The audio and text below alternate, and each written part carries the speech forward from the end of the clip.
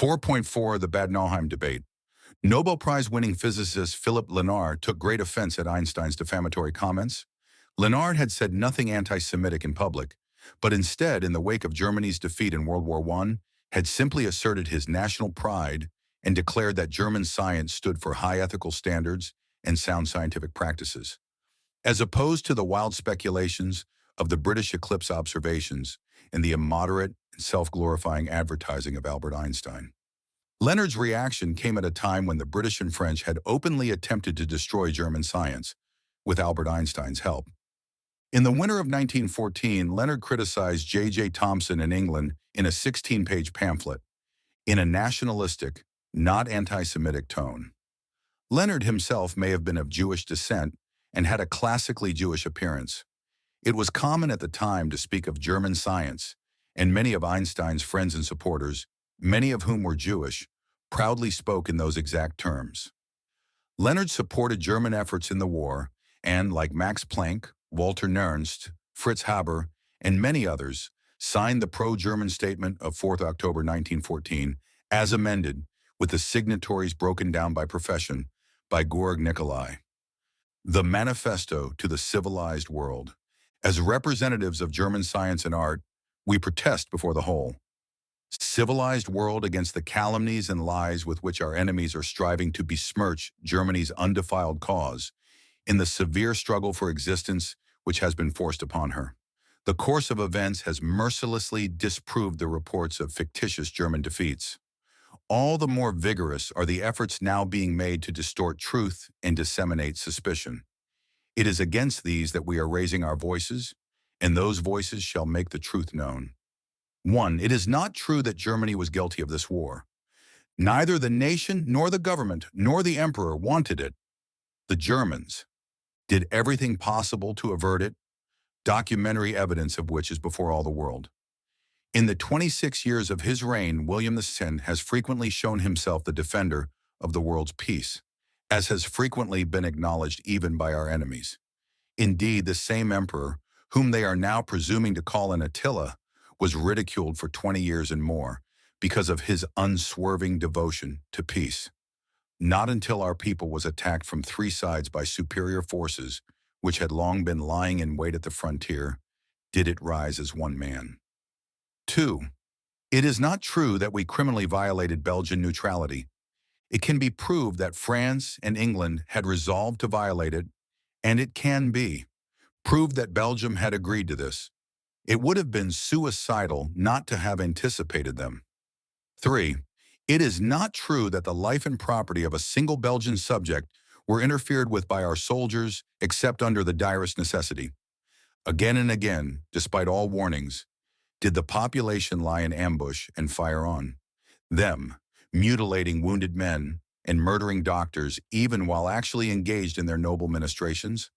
There could be no baser misrepresentation than to say nothing about the crime of these assassins and then to call the Germans criminals because of their having administered a just punishment to them.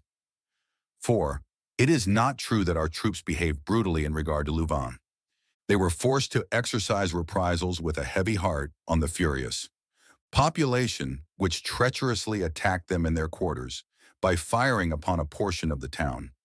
The greater portion of Louvain is still standing, and the famous town hall is quite uninjured. It was saved from the flames owing to the self-sacrifice of our soldiers. Every German would regret works of art having been destroyed in this war, or their being destroyed in the future. But just as we decline to admit that anyone loves art more than we do, even so do we refuse no less decidedly to pay the price of a German defeat for the preservation of a work of art. 5. It is not true that we disregard the precepts of international law in our methods of warfare, in which there is no unbridled cruelty. But in the East, the ground is soaked with the blood of women and children slain by Russian hordes, and in the West, the breasts of our soldiers are lacerated with dum-dum bullets. No one has less right to pretend to be defending European civilization than those who are the allies of Russians and Serbians, and are not ashamed to incite Mongolians and Negroes to fight against white men. 6. It is not true that fighting our so-called militarism is not fighting against our civilization, as our enemies hypocritically allege. Without German militarism, German civilization would be wiped off the face of the earth.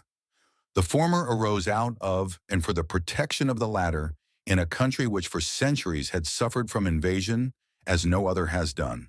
The German army and the German people are one, and the consciousness of this makes 70 million of Germans brothers today without regard to education, rank, or party. We cannot deprive our enemies of the poison weapons of falsehood. All we can do is to cry aloud to the whole world that they are bearing false witness against us. To you who know us, who together with us have hitherto been the guardians of man's highest possessions, to you we cry aloud, believe us, believe that to the last we will fight as a civilized nation, to whom the legacy of a Goethe, a Beethoven, and a Kant is no less sacred than hearth and home. This we vouchsafe to you on the faith of our name and our honor. The Manifesto was signed by the following 17 artists actually practicing. Their profession: Peter Behrens, Franz von der Fregger, Wilhelm Dörpfeld, Eduard von Gebhardt, Adolf von Hildebrand, Ludwig Hoffmann, Leopold Graf Kalkreuth, Arthur Kampf, Fritz Aug, von Kaulbach, Max Klinger, Max Liebermann, Ludwig Manzel, Bruno Paul, Fritz Schaper, Franz von Stuck, Hans Thoma, Will, Trübner. By these 15 natural scientists, Adolf von Baeyer, Karl Engler, Emil Fischer, Wilhelm Förster, Fritz Haber, Ernst Haeckel, Gustav Hellmann, Felix Klein, Philipp Lenard, Walter Nernst, Wilhelm Ostwald, Max Planck, Wilhelm Röntgen, Wilhelm Wien, Richard Willstätter. By these 12 theologians, Adolf Deismann, Albert Erhard, Gerhard Esser, Adolf von Harnack, Wilhelm Herrmann, Alois Knöpfler, Anton Koch, Josef Mausbach, Sebastian Merkle, Adolf von Schlatter, August Schmidlin, and Reinhold Seeberg. By these 9 poets, Richard Demel, Herbert Eulenberg, Ludwig Fulda, Max, Halbe, Gerhard and Karl Hauptmann, Hermann Zudermann, Karl Vollmöller, and Richard Voss. By these 7 jurists, Lujo Brentano, Johannes Conrad, Theodor Kipp, Paul, Laban, Franz von Liszt, Georg von Meyer, and Gustav von Schmoller. By these 7 medical men, Emil von Behring, Paul Ehrlich, Albert Neisser, Albert Plain, Max Rubner, Wilhelm Waldeyer, and August von Wassermann. By these 7 historians, Heinrich Finke, J. de Groot, Karl Lamprecht, Maximilian Lenz, Eduard Meyer, Karl Robert, and Martin Spahn. By these 5 art critics, Wilhelm von Bode, Alois Brandt, Justus Brinkmann, Friedrich von Thun, and Theodor Wiegand. By these 4 philosophers, Rudolf Eucken, Alois Riel, Wilhelm Windelband, and Willich Wundt. By these 4 philologists, Andreas Häusler, Heinrich Morf, Karl Vossler, Ulrich, von Wilamowitz-Möhlendorf. By these 3 musicians, Engelbert Humperdinck, Siegfried Wagner, and Felix von Weingartner. By these 2 politicians, Friedrich Naumann and Georg Reiche. By this theatrical manager, Max Reinhardt. Einstein covertly supported the Allies throughout the war, though he lived in Germany. Einstein was a disloyal agent of Germany's enemies. Einstein became a symbol to many Germans of the Jew who had stabbed Germany in the back. Many Germans believed that Jewish leaders in the press, the English and Jewish world finance, had conspired to destroy Pan-Germany as it tried to defend Europe from Pan-Slavism, and that after the war the Jewish press in Germany sided with the Allies when they sought to punish Germany and break it apart in violation of President Wilson's directives that no nation would lose territory at war's end, which promise had led Germany to surrender in the good faith of that promise. The Allies and some leading German Jews betrayed Germany's good faith. Albert Einstein, together with Wilhelm Förster and Georg Friedrich Nicolai, born as Leuenstein, a crypto-Jew who tried to persuade young Ilse Einstein to accept Albert Einstein's proposal of marriage in 1918, while Albert Einstein was sleeping with her mother, who was Albert Einstein's cousin, Elsa Einstein, drafted their Call to the Europeans, which anticipated the European Union by calling for peace talks that would destroy the German and Austro-Hungarian empires and replace them with a yet more universal European bloc, a Soviet-style bloc that would eliminate personal property and unite the workers in their struggle against the ruling class. This came at a time when Germans were rightly concerned by the attempted takeovers of revolutionary Jewish communists like Rosa Luxemburg, Karl Liebknecht, and Kurt Eisner, which had shaken the German nation. It was well known that the Bolsheviks under Jewish leadership had mass murdered millions of Christians and had destroyed the Russian nation.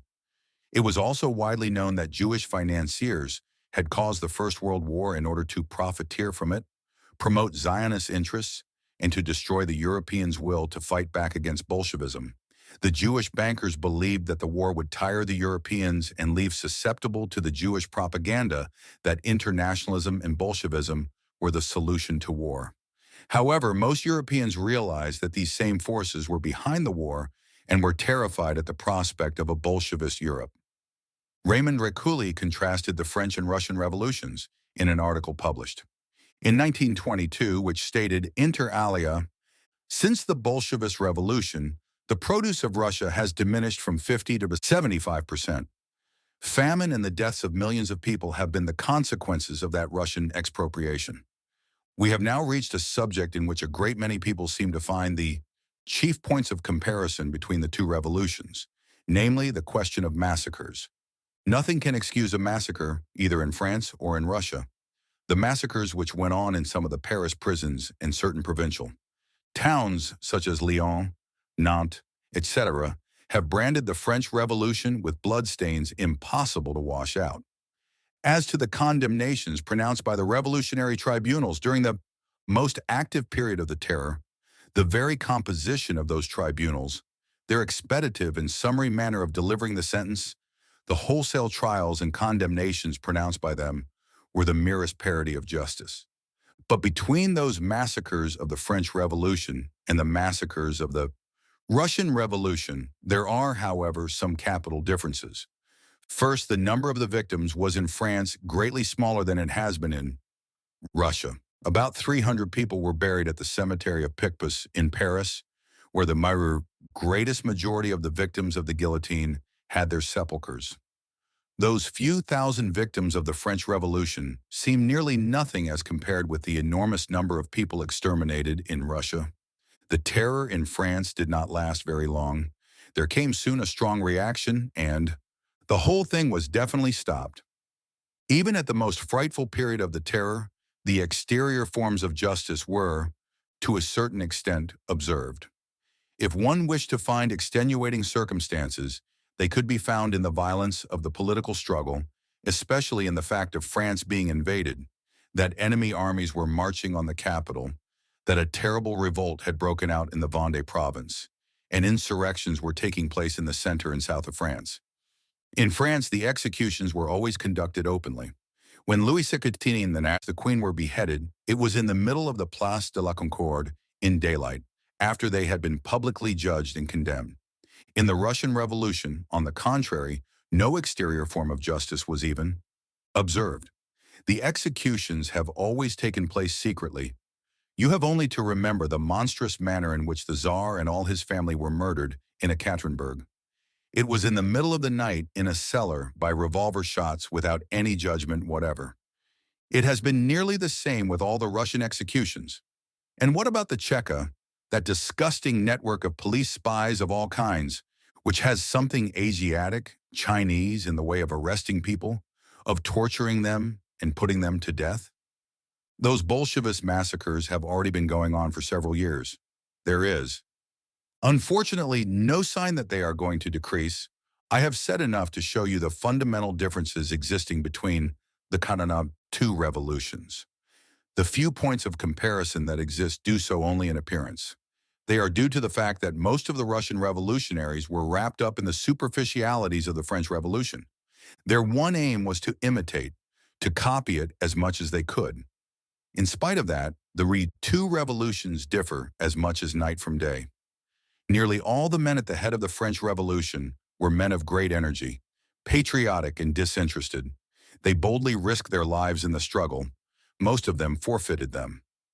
The French Revolution endowed the country with a far better system of organization, and a far more equitable system of justice than had hitherto existed. It raised the standard of human dignity. The higher material and moral well-being that was its direct creation were immense.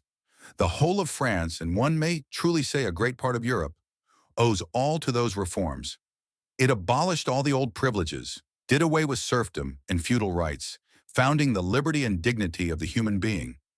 It reorganized education, justice, the administering of public affairs, gave a great impulse to the education of the masses, introduced a new system of weights and measures which has been adopted by nearly every country in Europe.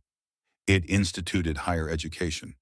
That positive, constructive work of the revolution was, as you can see, immense.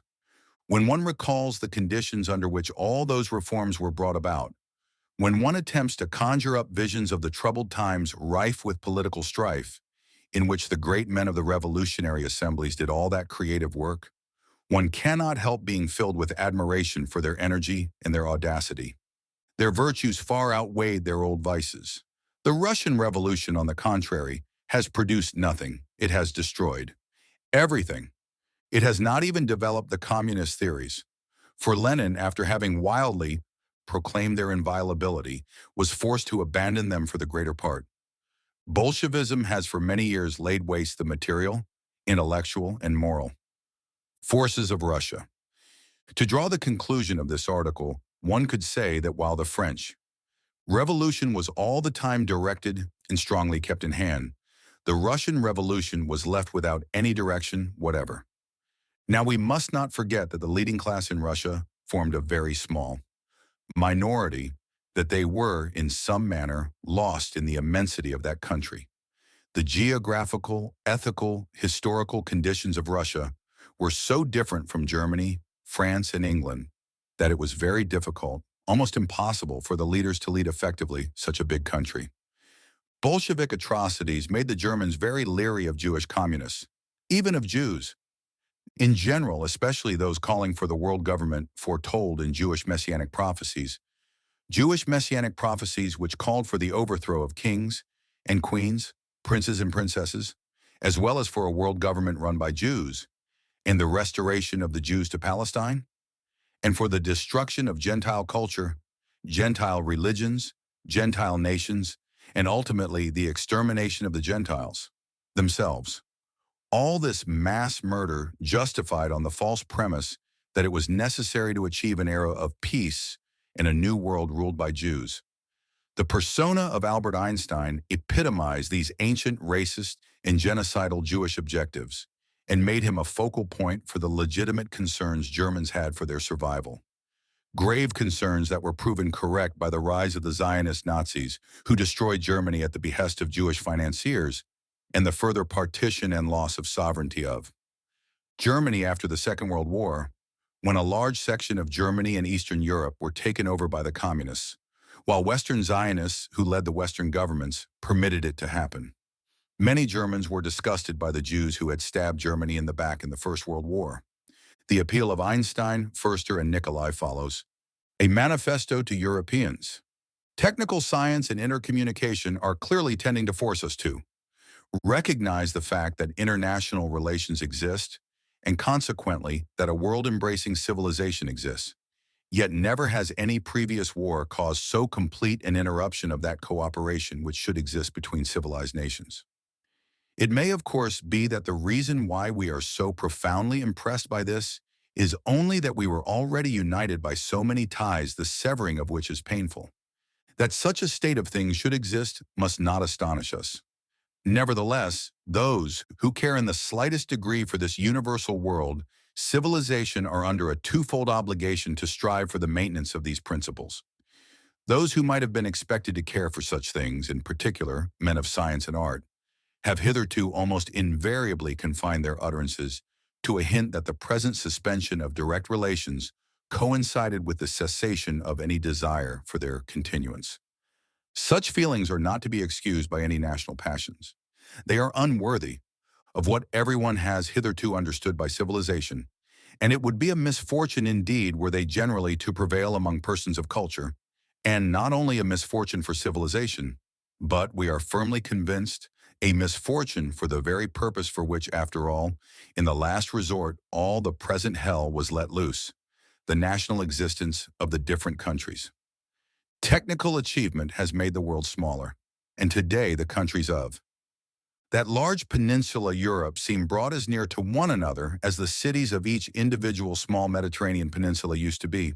And Europe, it might almost be said the world, is already one and indivisible, owing to its multitudinous associations.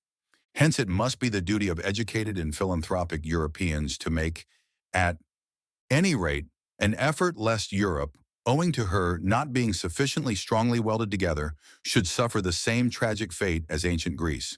Is Europe gradually to be exhausted by fratricidal war and perish?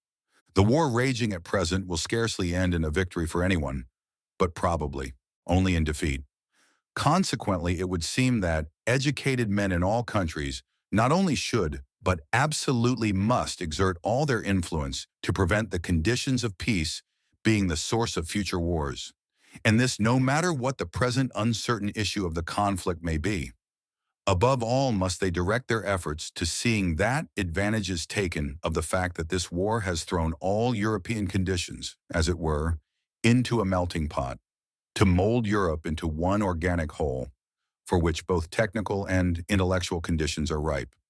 This is not the place to discuss how this new European order is to be brought about. We desire only to assert in principle that we are firmly convinced of the time having come for all Europe to be united together in order to protect her soil, her inhabitants, and her civilization. Believing as we do that the desire for such a state of things is latent in many minds, we are anxious that it should everywhere find expression and thus become a force. And with this end in view, it seems to us before all else necessary that there should be a union of all in any way attached to European civilization. That is to say, who are what Goethe once almost prophetically called good Europeans. We must never abandon hope that their collective pronouncement may be heard by someone even amidst the clash of arms, most especially if the good Europeans of tomorrow include all those who are esteemed and considered as authorities by their fellow men. To begin with, however, it is needful that Europeans should unite, and if, as we hope, there are enough Europeans in Europe, in other words, enough persons to whom Europe is no mere geographical term, but something which they have profoundly at heart, then we mean to attempt to found such a union of Europeans. We ourselves wish only to give the first impulse to such a union. Wherefore we ask you, should you be in agreement with us, and, like us, bent upon making the determination of Europe as widely known as possible, to send us your signature. Adolphe Isaac Crémieux, friend to Rothschild and Marx, purportedly stated before the Monotheism. Alliance Israelite Universelle, a new messianic empire, a new Jerusalem, must arise in place of the emperors and popes. Talmudist Jews like Karl Marx and the Rothschilds had always borne a deep-seated hatred of Gentiles. Racist Zionists like Albert Einstein also hated Gentiles and wished them dead. Outspoken Zionist Dr. Joseph Samuel Bloch was famous for answering August Rohling's criticisms of the Talmud and of anti-Christian rabbinical Talmudic culture. The Talmud and Cabalist literature have been censored to conceal anti-Christian and anti-Gentile passages.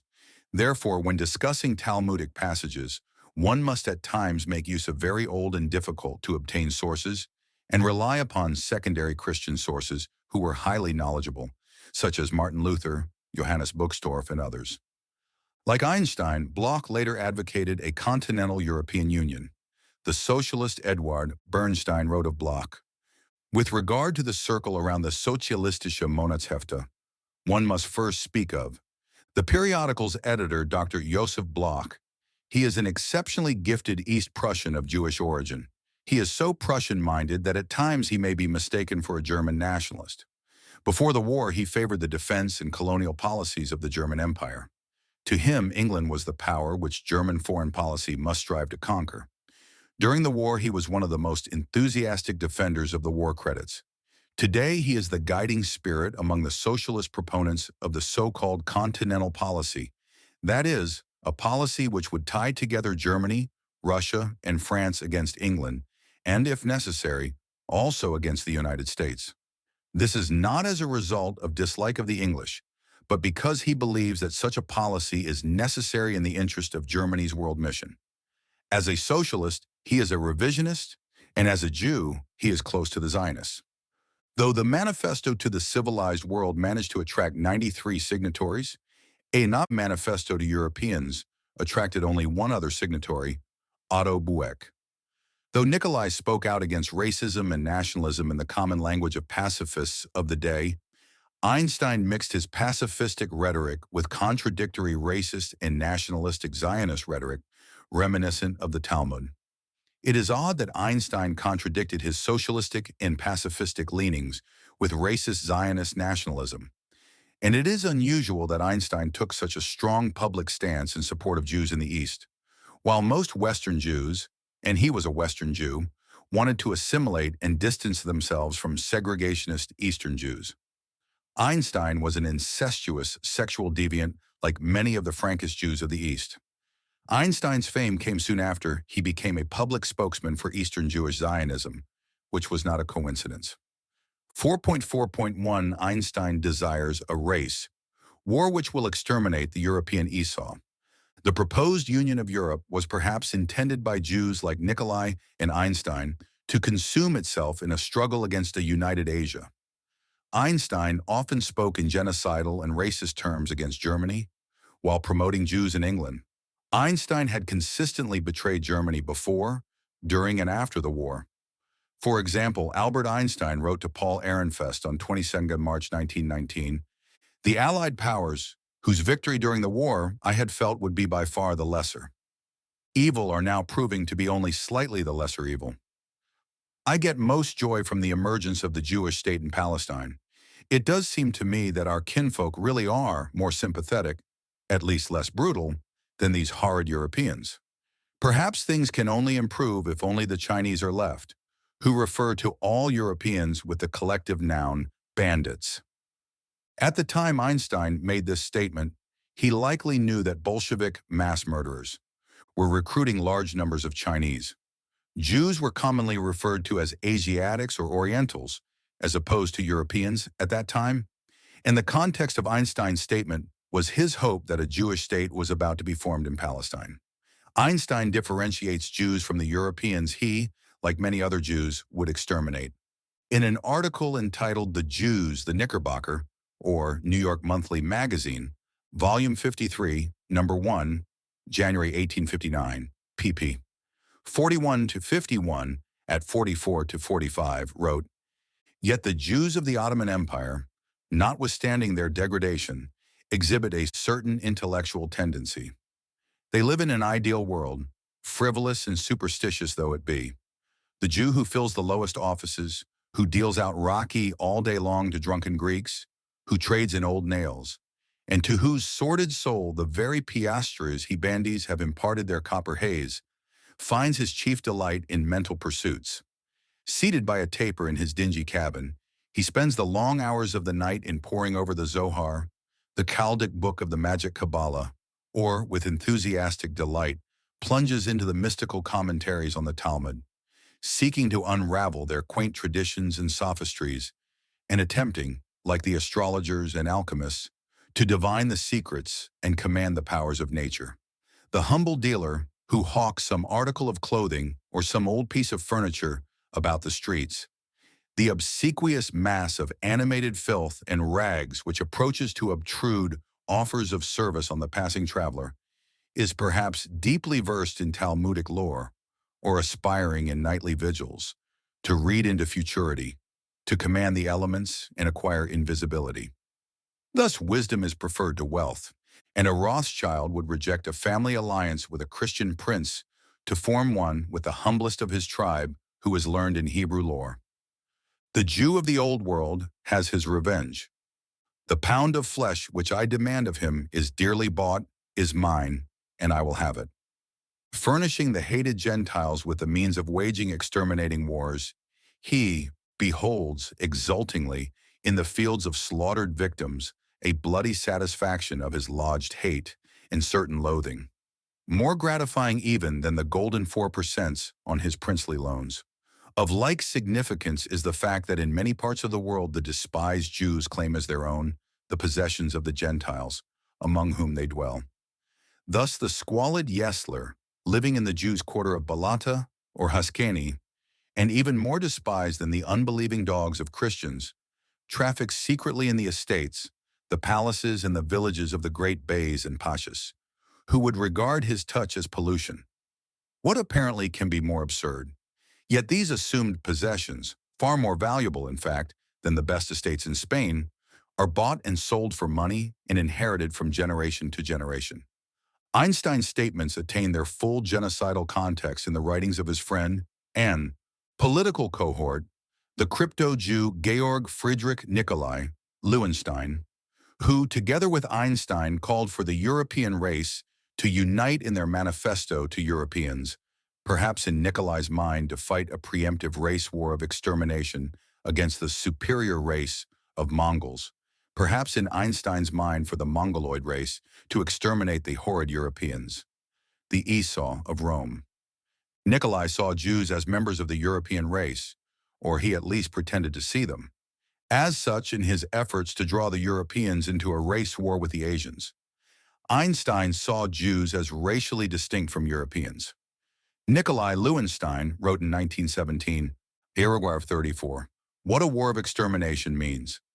Thus today, the original conception of war is distorted until it has become completely reversed simply because there is no longer anything natural about war.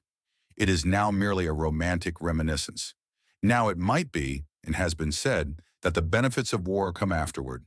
It might be thought, however, that anyone thus contemplating the remote effects of war ought seriously to reflect upon its inevitable results.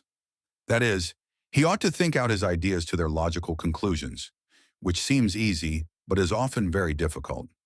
The idea of war is a factor likely to favor the selection of the fittest, and thus, promote human evolution is simple enough. War is here looked upon as representing that relentless, or rather that disinterested justice, which allows the fit to survive and destroys the unfit. Those who consider this right should act accordingly and proceed to draw up rules accordingly. They ought to adopt the usages of war of which we read in ancient history, rules by which old men were killed and also unborn children, but not the seemingly humane rules of modern times, rules which make war a farce in the sense in which a natural scientist uses the word. That is to say, cause it to promote negative selection and thus convert it into a means of deterioration. The gulf which apparently separates the selfish human being of today from the humane promoter of civilization is merely apparent. And here I would recall what I have already said about struggle between animals and struggle between man and man. Both are justifiable in themselves, and both can be carried on logically. Difficulties do not arise until we begin to imagine that it is allowable to carry on an animal struggle against human beings and by human methods. This is senseless and therefore criminal. For war as waged at present can be considered only a justifiable form of struggle for existence if the nations against whom we are waging war are not looked upon as human beings, at any rate not as human beings on a level with ourselves. That is, if it is desired to carry on a war of extermination against barbarians so as to enable true humanity to find room upon and spread over the earth. No European will feel that he is justified in considering another European as a barbarian. The utmost which might be asked is whether we are not entitled to consider ourselves a superior race in comparison with certain undeveloped races, such as the Andamans or Tierra del Fuegans. What will undoubtedly occur is that these people will gradually be exterminated by the white race, though it has long been clear that it would be extremely foolish to make war upon them. They die out of themselves wherever they come in contact with whites, bloodless warfare being always more effectual than bloody. There is only one race for which this question of racial superiority might be profoundly important: the Mongolian. I do not know who are the superior, the Mongolians or we ourselves, but I can quite understand our looking on the Mongolian race as enemies, and that, for instance, Europeans on the highest plane would not easily be induced to have a child by a Mongolian woman, at any rate not to own it. I can therefore also fully understand that we or the Mongolians might say, Only one of us two races can rule over the world, and we want that race to be ours. In this case, the biologically weaker race, that is, the one which may rest assured, that in ordinary course it would fall a victim to natural selection, might perhaps be justified in saying, as there is no chance of our getting the upper hand by natural and lawful means, we will try to take by force what nature withholds from us. This shows very plainly that for the really strong war is superfluous. And as obviously it is generally folly for the weak, it is self-evident that, save in the rarest instances, there can be no possible object whatever in it. Now it is possible that one such rare instance may be afforded by the Mongolians, for unlike all the other colored races, they seem to be in certain respects fitter than Europeans, although it is impossible to know exactly how they will be affected when once they are drawn into the vortex of modern civilization. Meantime, however, the sons of heaven have the enormous advantage of being able to work equally well under all heavens, whether in the icy wastes of the tundras or under the burning sun of Sumatra. Apparently, this is a special Mongolian peculiarity, for even primitive Teutonic peoples simply melted away under the southern sun to which their impulse led them, and Negro races get consumption if transferred to colder climates.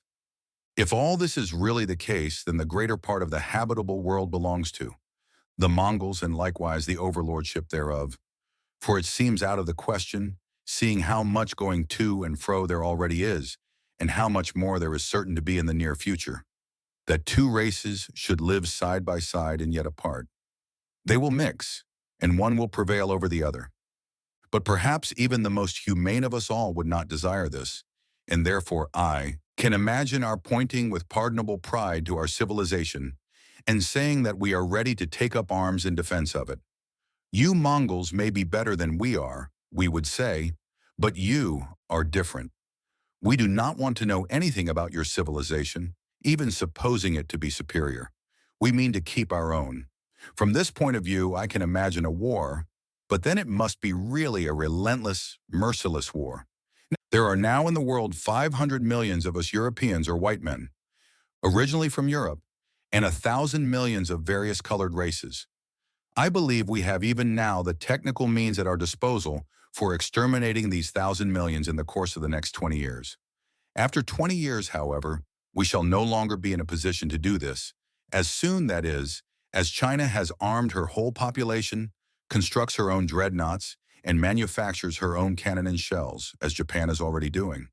In the ensuing 20 years, therefore, it is possible that the fate of the world will be decided once and for all, and the responsibility for this decision rests with the 500 millions of Europeans. The Mongolians need do nothing but wait, for time and space are on their side. At a time when the fate of so many men is hanging in the balance, Europeans must be asked whether on careful consideration they mean to declare all colored races barbarians, and then begin a struggle for existence. In other words, a war of extermination, and not a ridiculous war for power against everything non-European. When once so terrible a conception as that of such a war is grasped, then if anything save senseless cruelty is to be the result, it also must be thought out to the end, and there would have to be a war sans trêve et sans relâche.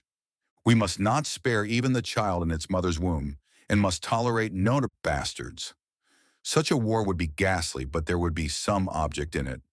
It is useless to talk of the justice of a war, but in a sense this ghastliest of wars is the justice because, at any rate, it serves its own particular purpose. To me it seems at least conceivable that some such war might succeed, although I certainly do not believe this. History indeed proves over and over that the despair of nations fighting for their lives gives rise to strength which enables them to triumph over all technical expedients.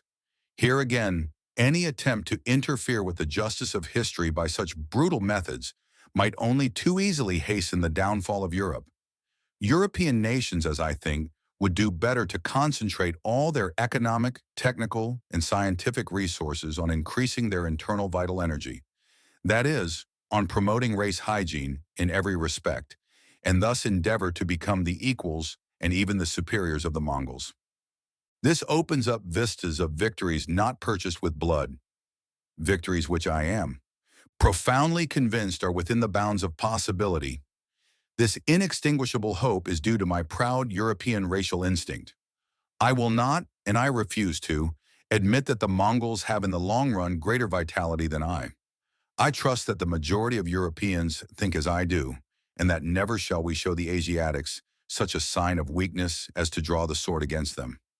Even if the European nations were faint-hearted, even if they were doubtful of ultimate peaceful victory, and if nothing seemed to stand in the way of their extermination by force, even then I would shrink from resort to force, and I am convinced that the majority of mankind agree with me. Everyone, however, must compound with his own conscience, and should any one be anxious to proceed to victory by way of force, I will go a step further to please him. I feel that all Europeans belong to the same race, and I am proud of this. But others certainly feel this less keenly than I do, and they let their wholesome race instinct run to waste in all manner of fantastic and useless notions, such as the supposed existence of a Teutonic race. Footnote, Farm 90 to 105, about race patriotism. But there are those who believe in the Teutons, Germans, or Prussians having a right to predominate. I shall not here discuss the justification for such ideas, but those who would fain lead such small aggregates of human beings to victory must at any rate ask themselves whether they are able and, if able, also willing, to fight out this fight in the only way in which it can answer its purpose. As for Teutonism, the question is as follows. Take the 100 million Germans, or, properly speaking, the 20 millions more or less pure Teutons living in various parts of Europe, most of whom will have nothing whatever to do with the conception of Teutonism. Do they believe that they can, with any prospect of success, embark upon a struggle against forces from 15 to 100 times more numerous? And do they really mean to destroy these? If they have made up their minds to this, then let them make the attempt, and they will be fighting for an idea and for an object which is at least conceivable. We are therefore faced with the following alternative. We must either resolve to live in peace with the French, Russians, English, and whatever all their names may be, or we must wage a war of extermination upon them, a war whose purpose it is not to leave one of them alive. Whoever therefore decides for war is at any rate no fool and has logic on his side. Nevertheless, I hope and believe that even those who most delight in war will incline toward peace when once they realize what is the inevitable alternative. But this senseless playing at war, which is now devastating Europe, must be the last of its kind. The Bolsheviks in Russia had a strong and growing Chinese contingent very early on in the movement. These Chinese Bolsheviks brutally slaughtered Slavic Christians. Jewish leadership had long since scheduled China to become a communist nation. Zionist Jews sought to establish a Jewish state in the far eastern regions of the Soviet Union, the Jewish Autonomous Oblast in Khabarovsk Krai, in the districts of Birobidzhansky, Leninsky, Obluchensky, Oktyabrski, and Smedovitsky. This plan failed in part due to the interference of some Zionist socialists who insisted that Palestine was the Jews' national home. An even earlier attempt to found a Jewish state in Russia in the districts of Homel, Vitebsk, and Minsk also failed, largely due to a lack of Jewish interest. The Zionists insisted that anti-Semitism alone could force the Jews to segregate. When the Zionists put Hitler in power, they had the needed impetus to force Jews to flee Europe, and the Zionists attempted to steal Chinese territory for a Jewish homeland with the help of the Imperial Japanese under the Fugu Plan. Zionist Jews sought to establish a Jewish state in China, which had been taken over by the Imperial Japanese, whom the Jews had been financing since the days when Jacob Schiff loaned them 200,000 won-tonners in the Russo-Japanese War. The Zionists used the Imperial Japanese to destroy the Chinese government in preparation for the formation of a Jewish nation in China under the Fugu Plan in Manchuria or Shanghai. The Jews even promoted the protocols of the learned elders of Zion to the Japanese as evidence as to how powerful they were. The Fugu Plan failed to attract enough Jews, even under Nazi pressure, and die-hard Zionists wanted Palestine. The Zionists then arranged for war between the United States and Japan. When America declared war on Japan, Hitler, seemingly inexplicably, declared war on the United States, ensuring the ultimate defeat of Germany. Hitler also went to war with the Soviets, which gave him access to large numbers of Jews the Zionists could then segregate and ready for deportation to Palestine. It is interesting to note that the famous pilot Charles A. Lindbergh warned that the Jews, the British, and the Roosevelt administration were planning a Pearl Harbor-type event in a speech Lindbergh delivered on 11 September 1941 in Des Moines, Iowa. Lindbergh was viciously smeared in the press, so viciously that few dared to defend him. After the Pearl Harbor attack, any who might otherwise have said, "I told you so," would have been branded a traitor and a Nazi. It is further interesting to note that Adolf Hitler declared war against America immediately after the United States declared war on Japan. This in the full knowledge that America's entrance into the war had cost Germany victory in the First World War. Then Hitler declared war on the Soviets, thereby ensuring the destruction of Germany. It has since been proven that FDR did have foreknowledge of the Pearl Harbor attack. Zbigniew Brzezinski wrote in his book, The Grand Chessboard, American Primacy and Its Geostrategic Imperatives. Basic Books, New York, 1997, pp. 24-25. The attitude of the American public toward the external projection of American power has been much more ambivalent. The public supported America's engagement in World War II largely because of the shock effect of the Japanese attack on Pearl Harbor. Project for the New American Century published a report entitled Rebuilding Americas: Defenses, Strategy, Forces, and Resources for a New Century. Project for the New American Century, Washington, D.C., September 2000, which states on page 51, further, the process of transformation, even if it brings revolutionary change, is likely to be a long one, absent some catastrophic and catalyzing event, like a new Pearl Harbor. There is evidence that Zionists of Einstein's era planned to use the Chinese and Japanese to destroy the Europeans and as a slave populace to protect and provide for Israel in conformity with Jewish messianic myth. China is likely slated to become the new America for Zionist interests. Racist Jews have long considered themselves to be Orientals and have felt closer to Asia than to Europe.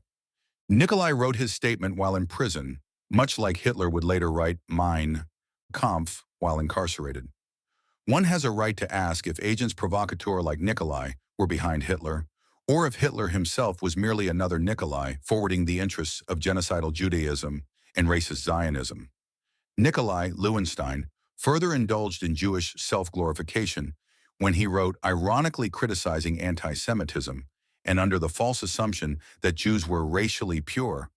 Europe, at all events, is an absolute national medley, and anyone who does not consider the Jews the flower of the human race should not make such foolish assertions as that concerning the superiority of unmixed races. Nikolai's venture into genocidal fantasies was not an anomaly among politically minded persons in the West. Theodore Roosevelt was a racist who worried that the Occidental American race was menaced by the superior Oriental race. Roosevelt, like Nikolai, wrote in the context of the disappearance of races that the military supremacy of the whites could by no means be taken for granted, and that Asians must be prevented from emigrating to America and Australia.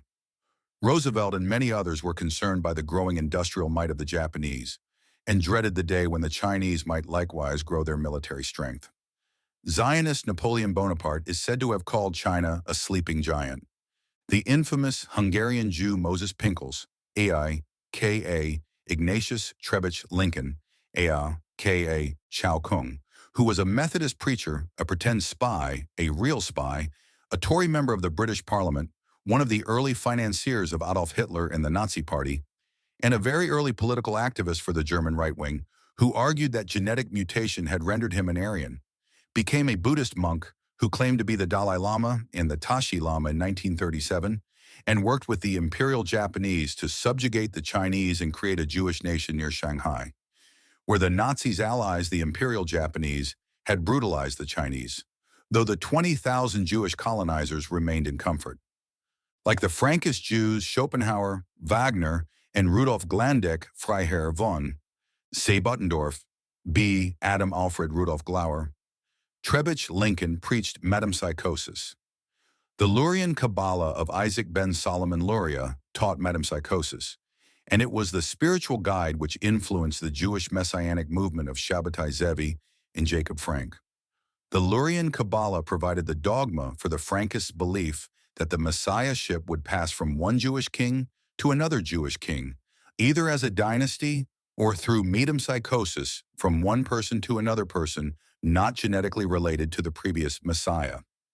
This belief system has survived among the Lubavitchers, who today proclaim the advent of the Jewish Messiah. Luria was born of an Ashkenazi father and a Sephardic mother. Some believe that the Lurian Kabbalah is expressive of the mysticism of the Hasidic Ashkenazi and forms the basis of much of modern Hasidism, who represent the descendants of the Shabbataians and the Frankists. Others dispute these assertions. It is important to note the differences between the various Jewish conceptions of the Messiahs and the Christian story of a loving Jesus. According to the Old Testament and various Kabbalistic writings, the Jewish Messiah will ruin the nations and exterminate the Gentiles. The Kabbalist Jews hold sacred another rabidly anti-Gentile, anti-Christian, and anti-Muslim racist religious tract, the Kabbalist Zohar. Lubavitch Hasidim continue a tradition of Frankist Jewish dualism, which sees evil as good and which practices evil as if it were observance to God and a means of summoning forth the Messiah. Many suspect that the Lubavitchers, who are very well connected in politics and in the media, and who have pronounced that the Messiah is among us, plan to rule the world and fulfill Jewish messianic prophecy. Frankist Jews intentionally caused the persecution of rabbinical Jews by calling the attention of Catholics to the horrifically anti-Christian and anti-Gentile teachings of the Talmud. The Frankists delighted in the deaths and sufferings of Jews because they believed it would bring on the Messianic era, and because it provided them with a means to worm their way into Gentile government and the church so as to subvert them as crypto-Jews. The North American Review wrote as early as 1845, "The common expectation of a Messiah has given a wide scope for enthusiasm and fanaticism." About the year 1666, when the whole nation were looking for some remarkable event, there appeared in the East one of the most notable of the many, who in different ages have claimed to be messiahs. Banished from Aleppo, his birthplace, and subsequently from Saloniki, this man, Shabbatai Zevi, traveled much, and then took up his residence at Smyrna. Great multitudes followed him, and when, to save his life, he professed the Mohammedan faith, though without renouncing his pretensions to the messiahship, many imitated his example. His followers, denominated Shabbataites, are still found at Saloniki, outwardly professing Islamism, but Jews at heart, a separate community, all living in the same quarter of the city and mingling with the Turks only at the mosques and in business. He had many adherents in Poland, Holland, England, and other parts of Europe, some of whose descendants are said still to revere his memory, and would perhaps agree with a class of Jews, which the chief rabbi of Cairo told Dr. Wolf was numerous, and who, without being avowed followers of Zevi, declare, when embarrassed by passages of Scripture which speak of a suffering Messiah, that they think Zevi may have been he. Zevi and some of his followers pretended to work miracles and to have visions and prophetic raptures.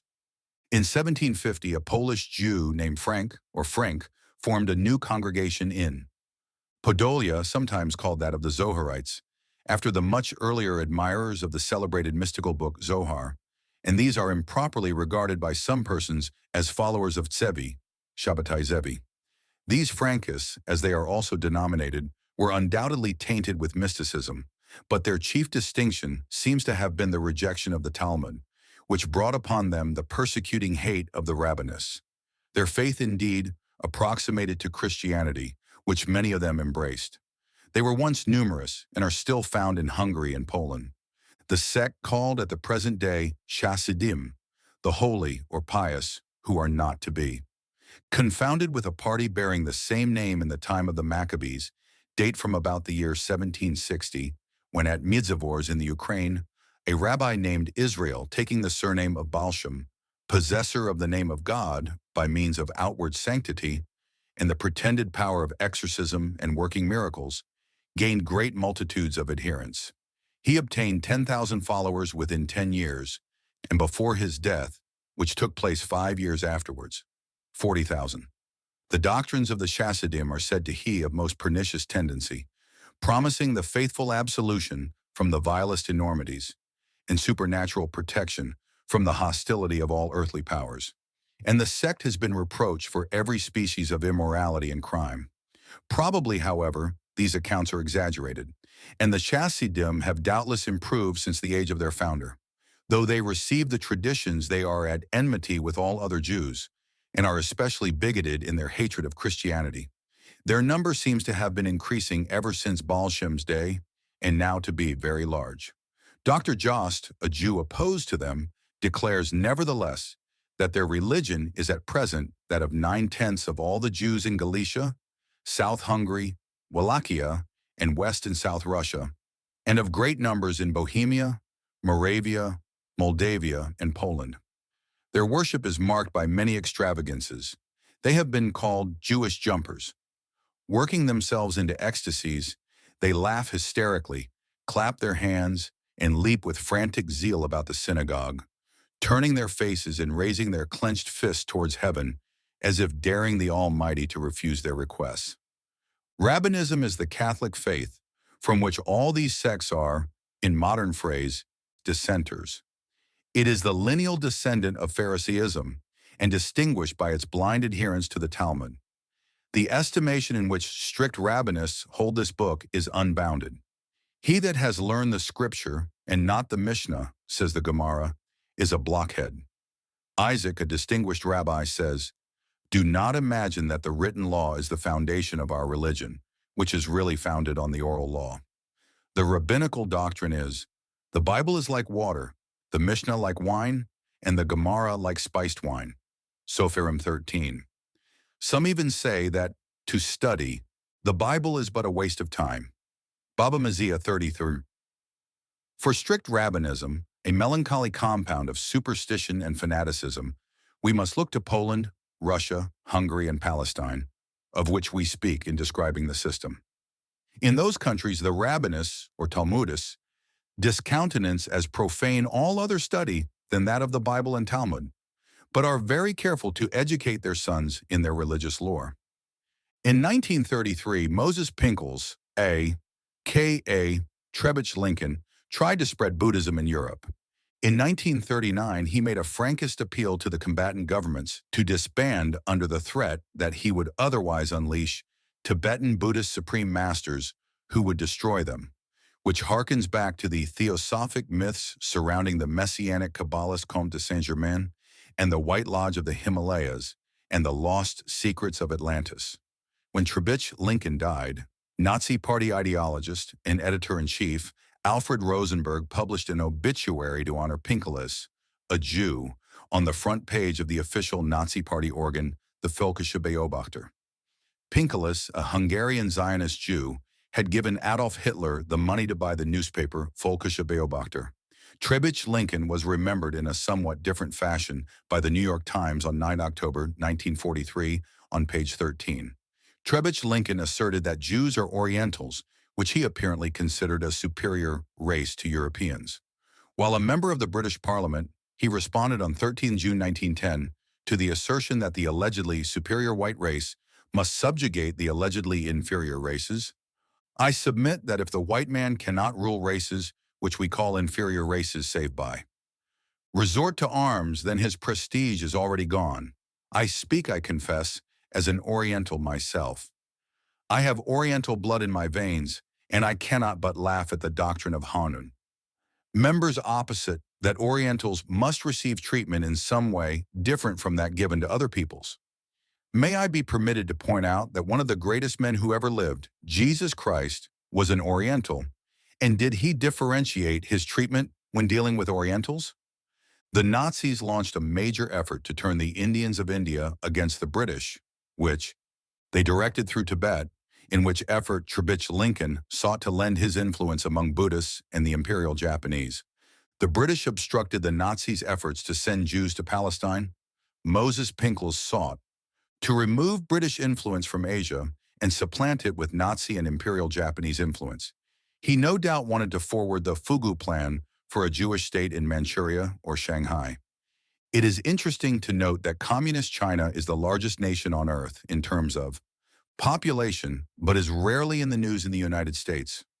Israel, with its vastly smaller population, dominates the news, though the Palestinian viewpoint is largely ignored. Very little effort is made by United States politicians and by the American press to reform China and free its 2 billion citizens from tyranny, and enormous sums of money are given to Israel to help the Jews to oppress the Palestinians. Neoconservatives and Israeli spies have been accused of providing the Red Chinese with top-secret American military secrets and materials. As China's financial power increases, it will come to play a major role, if not the dominant role, in world politics. 4.4.2 Genocidal Judaism, Pruning the Branches of the Human Family Tree. There are many Jewish traditions of human sacrifice and of the genocide of their own people, as well as of their enemies. A Jew named Saul carried these traditions over into Christianity. Romans 11. Jewish mythology begins with Baal worship, a Canaanite religion in which fathers burn their own firstborn children as a sacrifice to God. The Jewish mythology of Abraham states that Abraham believed in and feared God. As a reward, God made a covenant with Abraham and gave the land that was to become Israel to the seed of Abraham. Genesis 15:18-21 states, see also Deuteronomy 11:24-28 and Joshua 1:3-4. These passages, which promise the Jews an enormous domain, in some minds the entire world, are troubling because the Kahanists are pursuing these lands, and the neoconservative Zionists in America are assisting Israel to obtain hegemony over the Middle East. So in the same day, the Lord made a covenant with Abram, saying, Unto thy seed have I given this land, from the river of Egypt, the Nile, unto the great river, the river Euphrates, 19, the Kenites, and the Kenizzites, and the Cadmonites, 20, and the Hittites, and the Perizzites, and the Rephaims, 21, and the Amorites, and the Canaanites, and the Girgashites, and the Jebusites. Genesis 17:8 states, Aid and I will give unto thee, and to thy seed after thee, the land wherein thou art a stranger, all the land of Canaan, for an everlasting possession, and I will be their God. Ari Shavit wrote in his article, White Man's Burden, in the Israeli news source Haaretz, the war in Iraq was conceived by 25 neoconservative intellectuals, most of them Jewish, who are pushing President Bush to change the course of history. In an article entitled Top White House Posts Go to Jews, published in the Jerusalem Post on 25 April 2006, Nathan Gutman named some of the Jews in the Clinton and Bush administrations and in the State Department. Joshua Bolten, Joel Kaplan, Michael Chertoff, Elliot Abrams, Jay Lefkowitz, Paul Wolfowitz, Doug Feith, Louis Scooter Libby, Ken Melman, Robert Reich, Robert Rubin, Sandy Berger, Lawrence Summers, Madeleine Albright, Dennis Ross, Martin Indyk, and Aaron Miller. Gutman wrote, one tradition likely to go on is the reading of the Purim Megillah led by Chabad Rabbi, Levi Shem Tov, which attracts many of the Jewish staffers. In addition to the United States government, the American news media are in predominantly Zionist hands. Against the best interests of the American people, the United States has literally fought for Israel to obtain its goal of hegemony in the Middle East, and a greater Israel whose borders will extend from the Nile to the Euphrates. Many American lives have been sacrificed to Israel. In one of the early instances of human sacrifice in the history of the Hebrews, God asked Abraham to make a burnt offering of his only and beloved son Isaac to God as a human sacrifice. Genesis 22:2. This story reveals that Judaism is an outgrowth of Canaanite Baal worship. Baal worship required parents to sacrifice their firstborn children by burning them to ashes by passing them through the flame. Note that the crucifixion of Jesus of Nazareth was another of countless human sacrifices in the Jewish tradition, in which Baal or God sacrifices his own firstborn child Jesus, as Jews so often did in the Old Testament. Since Abraham was willing to murder his child by burning him as a sacrifice to God, an obvious instance of Baal worship, God spared Isaac and blessed Abraham by multiplying his seed, Genesis 22. Abraham's son Isaac came to fear God and so inherited the blessing. An alternative explanation is that the entire story is a Jewish fabrication of self-aggrandizement meant to justify the theft of the land of other peoples. It might be that someone in the history of the Canaanites was so traumatized by the action of burning his only and beloved son alive that he hallucinated God, or invented a story to excuse himself from sacrilege, and so founded a new form of the worship of Baal, which became Judaism. Yet another alternative explanation, and this is perhaps the most plausible explanation, is that the Judeans fabricated the story in order to hide their Baal-worshipping practice of human sacrifice from, among others, the Greeks and Egyptians, who often criticized them for it, and took the opportunity to give themselves their neighbor's land. In point of fact, in the story, Abraham's firstborn child was not Isaac, but Ishmael. Abraham's wife was named Sarah. She was also Abraham's sister and perhaps prostituted herself, as was customary among Hebrew Baal worshippers, and slept with the Pharaoh, Genesis 12:10-20, and with Abimelech, who was perhaps the true father of Isaac in the earliest traditions which preceded the Torah, Genesis 20:21-22-34. Mary, mother of Jesus of Nazareth, was also said by the Jews to have been a prostitute and the mother of the Son of the New Covenant. Jesus was said by the Jews to have been the bastard child of a whore, whose reputation was improved by the legend of royal descent through his father Joseph, though it was contradictorily claimed that he was the Son of God through virgin birth to Mary, Matthew 1, Luke 3:23-38. The stories of Abraham and Jesus were conceived in comparatively close timing to one another, despite the dates claimed for them, and they were fabricated under similar circumstances and towards the same ends, Matthew 1:21-23. One should note that the Jews of the first century and before had a myth which exists too. This day, that there would be two messiahs, one descended from David, 1 Samuel 7:22-44-51, 23:1-5, Isaiah 9:6-7, Jeremiah 23:5, 33:15-17, Ezekiel 37:24-25, and another from Joseph, through the tribe of Ephraim, Exodus 40, Isaiah 53. Perhaps this explains why two different lineages emerged, perhaps not. It should be noted that King David is a fictional character, and that the 10 northern tribes of Israel and the Temple of Solomon probably never existed. Even those who believe in the existence of King David as a matter of faith may wish to consider that his descendants cannot be traced, as the Encyclopedia Judaica states in its article Messiah. The Davidic origin of the kingly Messiah was supposed, but as it seems the Messianic pretender had to prove his authenticity by his deeds. In the period of the Second Temple, Davidic descendants were not traceable. Since Sarah was barren, Abraham slept with Sarah's maidservant Hagar, an Egyptian, who bore him Ishmael, Genesis 16, who grew into a wild man at perpetual war with other men. Examining the story from the perspective of Baal-worshipping Hebrews, Baal required the Hebrews to sacrifice the firstborn child of each family to God. Why should we consider the Jews to have been Baal worshippers?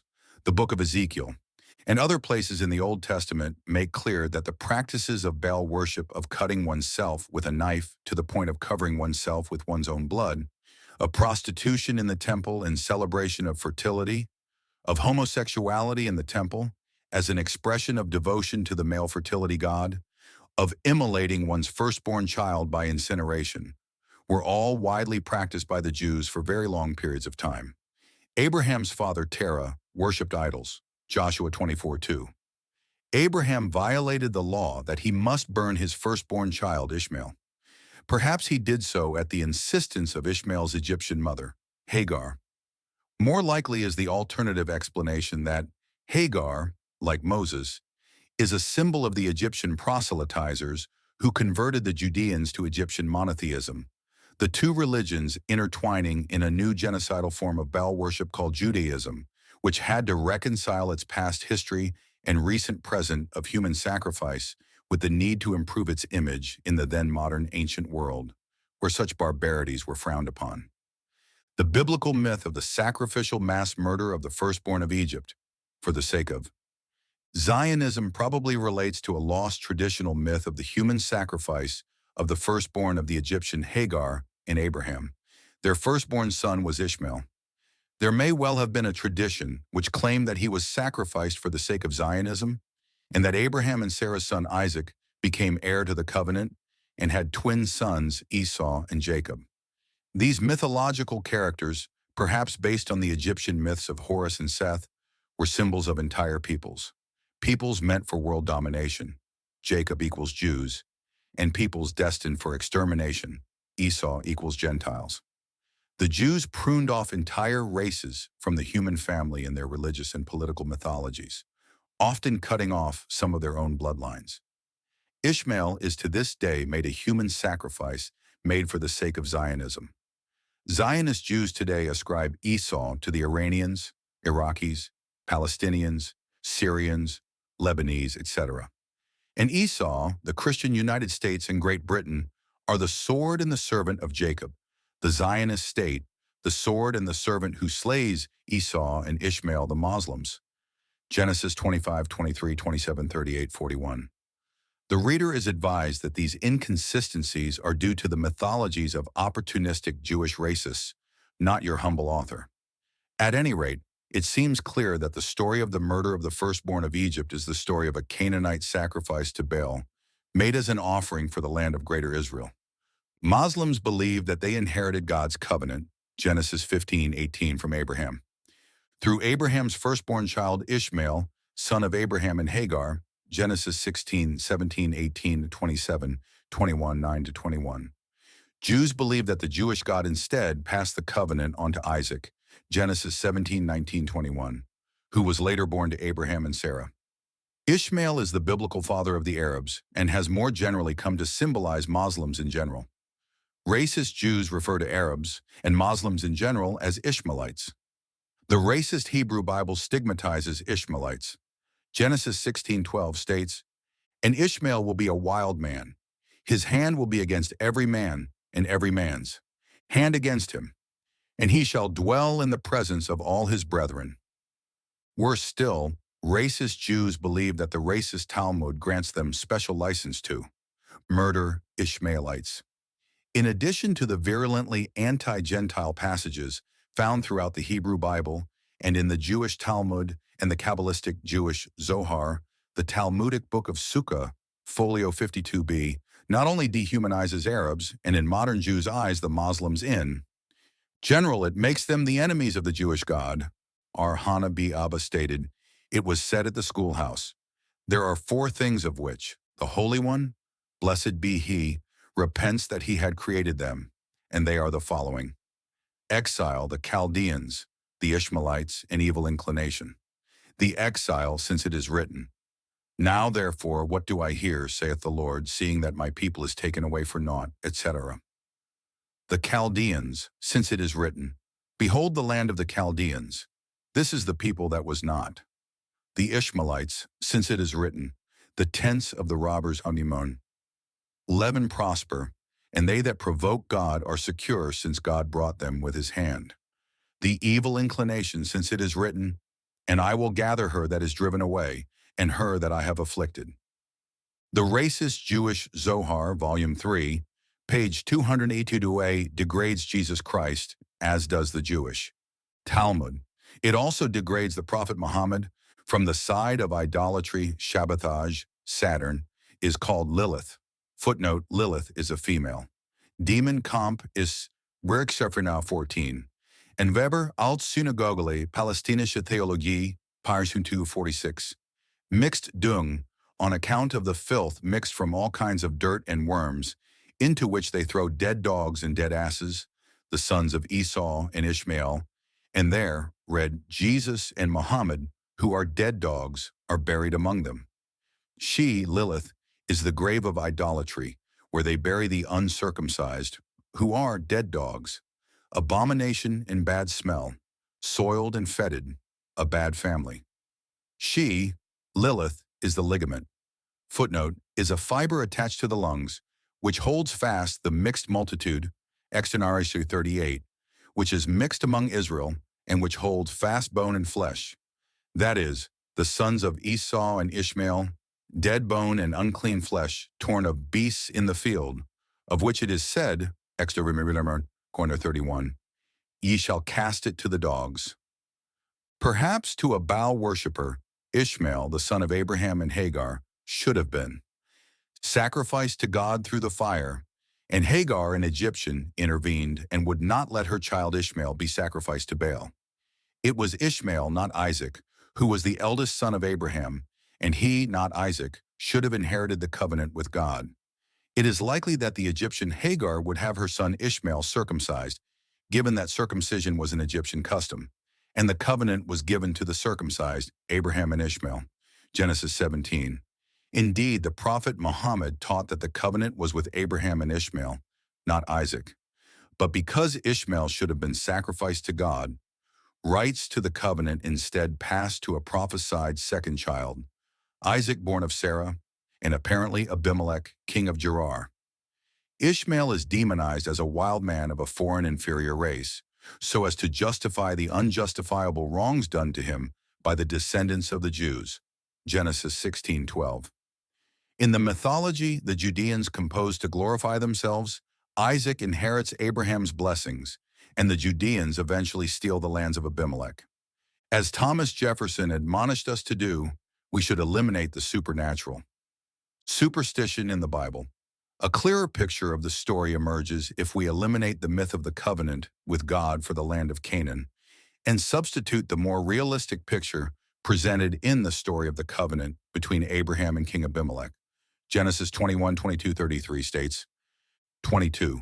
And it came to pass at that time that Abimelech and Phicol, the chief captain of his host, spake unto Abraham, saying, God is with thee in all that thou doest. 23. Now therefore swear unto me here by God that thou wilt not deal falsely with me, nor with my son, nor with my son's son. But according to the kindness that I have done unto thee, thou shalt do unto me, and to the land wherein thou hast sojourned. 24. And Abraham said, I will swear. 25. And Abraham reproved Abimelech because of a well of water, which Abimelech's servants had violently taken away. 26. And Abimelech said, I wot not who hath done this thing, neither didst thou tell me, neither yet heard I of it, but today. 27. And Abraham took sheep and oxen, and gave them unto Abimelech, and both of them made a covenant. 28. And Abraham set 7 ewe lambs of the flock by themselves. 29. And Abimelech said unto Abraham, What mean these 7 ewe lambs which thou hast set by themselves? 30. And he said, For these 7 ewe lambs shalt thou take of my hand, that they may be a witness unto me, that I have digged this well. 31. Wherefore he called that place Beersheba, because there they swear both of them. 32. Thus they made a covenant at Beersheba. Then Abimelech rose up, and Phicol, the chief captain of his host, and they returned into the land of the Philistines. 33. And Abraham planted a grove in Beersheba, and called there on the name of the Lord, the everlasting God. Your author proposes that given the many identities, we should assume that the stories of Sarah and the Pharaoh, Sarah and Abimelech, Sarah and Og, Rebekah and Abimelech, are all the same story told in various traditions. Also assume that the stories of Adam and Eve, Abraham, Abimelech, Hagar and Sarah, Isaac, Abimelech and Rebekah, and perhaps even Aaron and Moses, are all the same story told in various traditions, quite likely Egyptian traditions stemming from the life of Egyptian pharaoh Akhenaton IV, who pioneered Egyptian monotheism. Still further assume that Cain and Abel, Ishmael and Isaac, Esau and Jacob, Aaron and Moses are the same story told in different traditions, perhaps based on the Egyptian myths of Horus and Seth.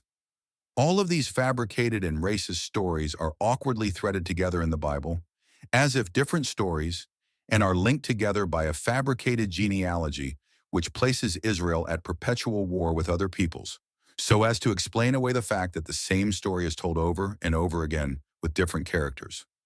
A predominant racist element repeated again and again in the Old Testament is the story that a leader's family is led into corruption by a foreign wife or servant, and conversely, that Jewish women are sent to corrupt foreign leaders, a practice practiced and lauded by prominent Jews, such as Josephus, who wrote of the alleged corruption of Nero by his Jewish wife Poppaea.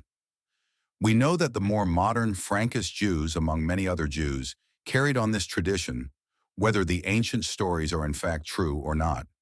Stalin feared that the Jewish wives of members of the government were seeking to undermine his authority, or so he claimed, and Stalin prescribed intermarriage between Jews and Gentiles, though he himself loved Jewish women. These prescriptions against intermarriage had the benefit of helping to preserve the Jewish religion and the Jewish race in the minds of Jewish bigots. Genesis 28:1, 6 Exodus 34:16, Leviticus 20:26, Numbers 23:9, Deuteronomy 7:1-6, Ezra 9, Nehemiah 9:2, 13:3, 23:30. The Jewish faith is traditionally passed down through the mother, which ensures that the blood of the child is at least half the blood of the tribe, because a woman may sleep with many men but carries her own eggs. The covenant for land for the Jews in Judah is then strictly a deal struck between Abimelech and Abraham, not God and Abraham, and was made to give Abimelech's offspring through Sarah a kingdom and secure peace, not to create a holy contract that must be obeyed forever by all the world. The supposed tribes were ruled by the descendants of Abimelech and his wives, including Sarah, Abraham's sister, not by the descendants of Abraham.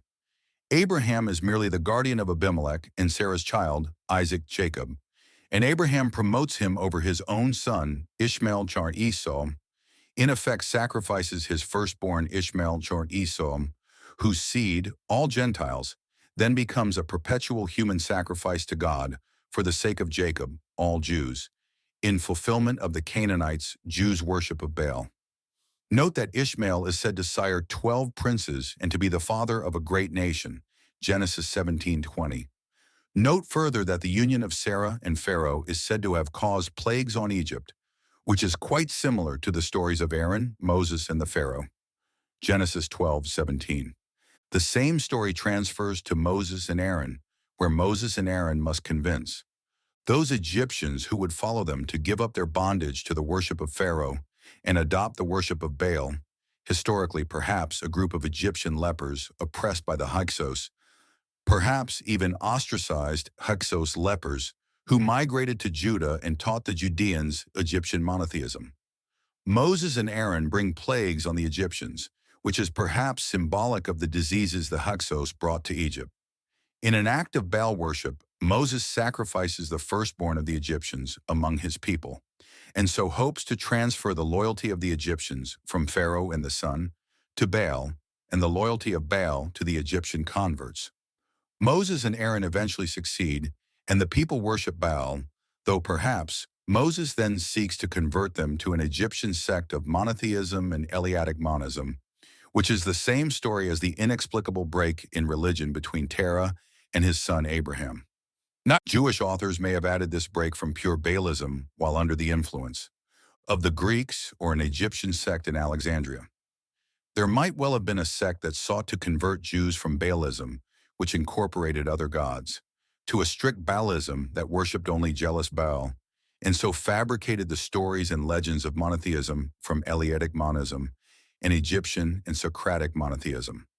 The sect of dualist Judaism took from Heraclitean and Platonic dialectics to invent Christianity, which was probably intended as a stumbling block for the Romans and means to preserve the Jewish nation. Had Gnostic Christianity succeeded, it would have exterminated the Romans. Epiphanius wrote of the Gnostics, "For all the sects have gathered their imposture from Greek mythology and altered it for themselves by revising it for another and worse purpose." There are also elements of Hindu metempsychosis in dualist Judaism, especially as it reached the Frankisches Vizoren, the Lurian Kabbalah. The Jews were exposed to metempsychosis through Origen, Pythagoras, and many ancient Greek philosophers. Then through the schoolmen. The Kabbalah adopts many of the beliefs of the Stoics and Eleatics, such as the Eleatic notions of pantheism and space-time, the belief that all space and all time is one, that everything is and God is all. This found its way into the Old Testament, which was fabricated and modified in the era of the Eleatics and of Heraclitus, then further modified by the Alexandrian Jews in the Septuagint and by Philo, who heavily Hellenized Judaism and set the stage for the early Christian apologists, who were in many instances Jewish apologists and Jewish nationalists, as was Philo of Alexandria. Ultimately, these beliefs are Hindu in origin, and many Jewish Kabbalists have succeeded in infusing them into modern physics. The modern notions of the Big Bang, space-time, pantheism, etc., were passed down to Giordano Bruno, Isaac Newton, etc. by Kabbalists. Jews who adopted the ideas of the Hindus via the Eleatics, Heraclitus, Plato, Aristotle, Origin of Alexandria, the Schoolmen, etc.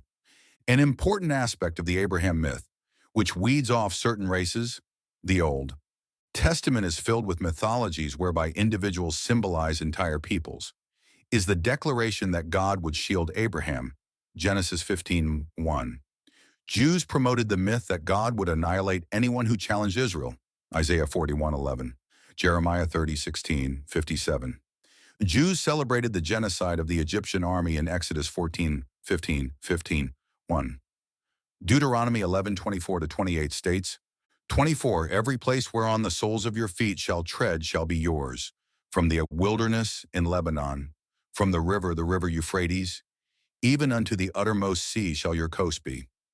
25, there shall no man be able to stand before you, for the Lord your God shall lay the fear of you and the dread of you upon all the land that ye shall tread upon, as he hath said unto you.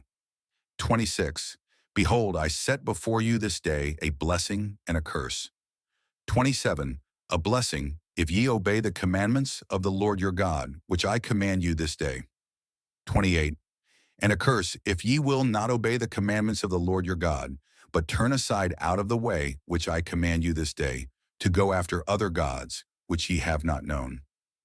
As a threat against the nations, Jews sought to promote the myth of their invincibility and tried desperately to preserve the Gentiles' fear of the inaccessibility of Israel. Frederick the Great is reputed to have stated, "To oppress the Jews never brought prosperity to any government." In 1906, Herbert N. Casson tried to intimidate Americans into welcoming the massive influx of Eastern European Jews. It seems as if the American plan of giving the Jews fair play was succeeding. At any rate, all the other plans failed. "No nation prospers that persecutes the Jews," said Frederick the Great. Egypt tried persecution, and the Jews went to its funeral. Assyria made the same blunder. So did Babylon, Persia, Greece, Rome, Spain. Say the Jew is not a fighter. This prompts the question if America will share the sorry fate of those nations which had a significantly large number of racist Jews in its midst. Jeremiah 24:9 states, "And I will deliver them to be removed into all the kingdoms of the earth for their hurt, to be a reproach and a proverb, a taunt and a curse in all places whither I shall drive them." Malachi 1:14 states, "I am a great king, saith the Lord of hosts, and my name is dreadful among the heathen." Cyprian exposited upon the ancient practice of threatening one's enemies with one's gods, and asserted that a single God, whose power was undiluted and universal, posed the greatest threat of all to one's enemies. Consider Cyprian's doctrine, circa AD 247. Treatise 6 in us on the vanity of idols, showing that the idols are not gods and that God is one, and that through Christ salvation is given to believers. Argument. This heading embraces the three leading divisions of this treatise. The writer first of all shows that they in whose honor temples were founded, statues modeled, victims sacrificed, and festal days celebrated, were kings and men and not gods, and therefore that their worship could be of no avail either to strangers or to Romans, and that the power of the Roman Empire was to attribute it to fate rather than to them, inasmuch as it had arisen by a certain good fortune and was ashamed of its own origin. 1. That those are no gods whom the common people worship is known from this. They were formerly kings who, on account of their royal memory, subsequently began to be adored by their people even in death. Thence temples were founded to them. Thence images were sculptured to retain the countenances of the deceased by the likeness. And men sacrificed victims and celebrated festal days by way of giving them honor. Thence to posterity those rites became sacred, which at first had been adopted as a consolation. And now let us see whether this truth is confirmed in individual instances. 2. Melicertes and Leucothea are precipitated into the sea and subsequently become sea divinities. The castors die by turns that they may live, Aesculapius is struck by lightning, that he may rise into a god. Hercules, that he may put off the man, is burnt up in the fires of Oda. Apollo fed the flocks of Admetus. Neptune founded walls for Laomedon and received, unfortunate builder, no wages for his work. The cave of Jupiter is to be seen in Crete, and his sepulchre is shown, and it is manifest that Saturn was driven away by him, and that from him Latium received its name, as being his lurking place. He was the first that taught to print letters, he was the first that taught to stamp money in Italy, and thence the treasury is called the treasury of Saturn. And he also was the cultivator of the rustic life, whence he is painted as an old man carrying a sickle. Janus had received him to hospitality when he was driven away, from whose name the Janiculum is so called, and the month of January is appointed. He himself is portrayed with two faces. Because placed in the middle, he seems to look equally towards the commencing and the closing year. The Mori indeed manifestly worship kings, and do not conceal their name by any disguise. 3. From this the religion of the gods is variously changed among individual nations and provinces, inasmuch as no one god is worshipped by all, but by each one the worship of its own ancestors is kept peculiar. Proving that this is so, Alexander the Great writes in the remarkable volume addressed to his mother, that through fear of his power the doctrine of the gods being men, which was kept secret, had been disclosed to him by a priest, that it was the memory of ancestors and kings that was really kept up, and that from this the rites of worship and sacrifice have grown up. But if gods were born at any time, why are they not born in these days also? Unless indeed Jupiter possibly has grown too old, or the faculty of bearing has failed Juno. 4. But why do you think that the gods can avail on behalf of the Romans when you see that they can do nothing for their own worshippers in opposition to the Roman arms? 4. We know that the gods of the Romans are indigenous. Romulus was made a god by the perjury of Proculus, and Picus, and Tiberinus, and Polumnus, and Consus, whom as a god of treachery Romulus would have to be worshipped, just as if he had been a god of counsels, when his perfidy resulted in the rape of the Sabines. Tatius also both invented and worshipped the goddess Cloacina, Hostilius, fear and paleness. By and by, I know not by whom, fever was dedicated, and Acca and Flora, the harlots. These are the Roman gods. But Mars is a Thracian, and Jupiter a Cretan, and Juno either Argive or Samian or Carthaginian, and Diana of Taurus, and the mother of the gods of Ida. And there are Egyptian monsters, not deities, who assuredly, if they had had any power, would have preserved their own and their people's kingdoms. Certainly there are also among the Romans the conquered Penates, whom the fugitive Ennius introduced thither. There is also Venus the Bald, far more dishonored by the fact of her baldness in Rome than by her having been wounded in Homer. 5. Kingdoms do not rise to supremacy through merit, but are varied by chance. Empire was formerly held by both Assyrians and Medes and Persians, and we know, too, that both Greeks and Egyptians have had dominion. Thus, in the varying vicissitudes of power, the period of empire has also come to the Romans as to the others. But if you recur to its origin, you must needs blush. A people is collected together from profligates and criminals, and by founding an asylum, impunity for crimes makes the number great. And that their king himself may have a superiority in crime, Romulus becomes a fratricide, and in order to promote marriage, he makes a beginning of that affair of concord by discords. They steal, they do violence, they deceive in order to increase the population of the state. Their marriage consists of the broken covenants of hospitality and cruel wars with their fathers-in-law. The consulship, moreover, is the highest degree in Roman honors. Yet we see that the consulship began even as did the kingdom. Brutus puts his sons to death, that the commendation of his dignity may increase by the approval of his wickedness.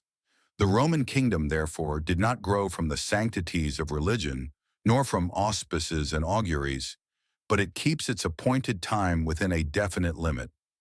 Moreover, Regulus observed the auspices, yet was taken prisoner, and Mancinus observed their religious obligation, yet was sent under the yoke. Paulus had chickens that fed, and yet he was slain at Cannae. Caius Caesar despised the auguries and auspices that were opposed to his sending ships before the winter to Africa. Yet so much the more easily he both sailed and conquered. 6. Of all these, however, the principle is the same, which misleads and deceives, and with tricks which darken the truth, leads away a credulous and foolish rabble.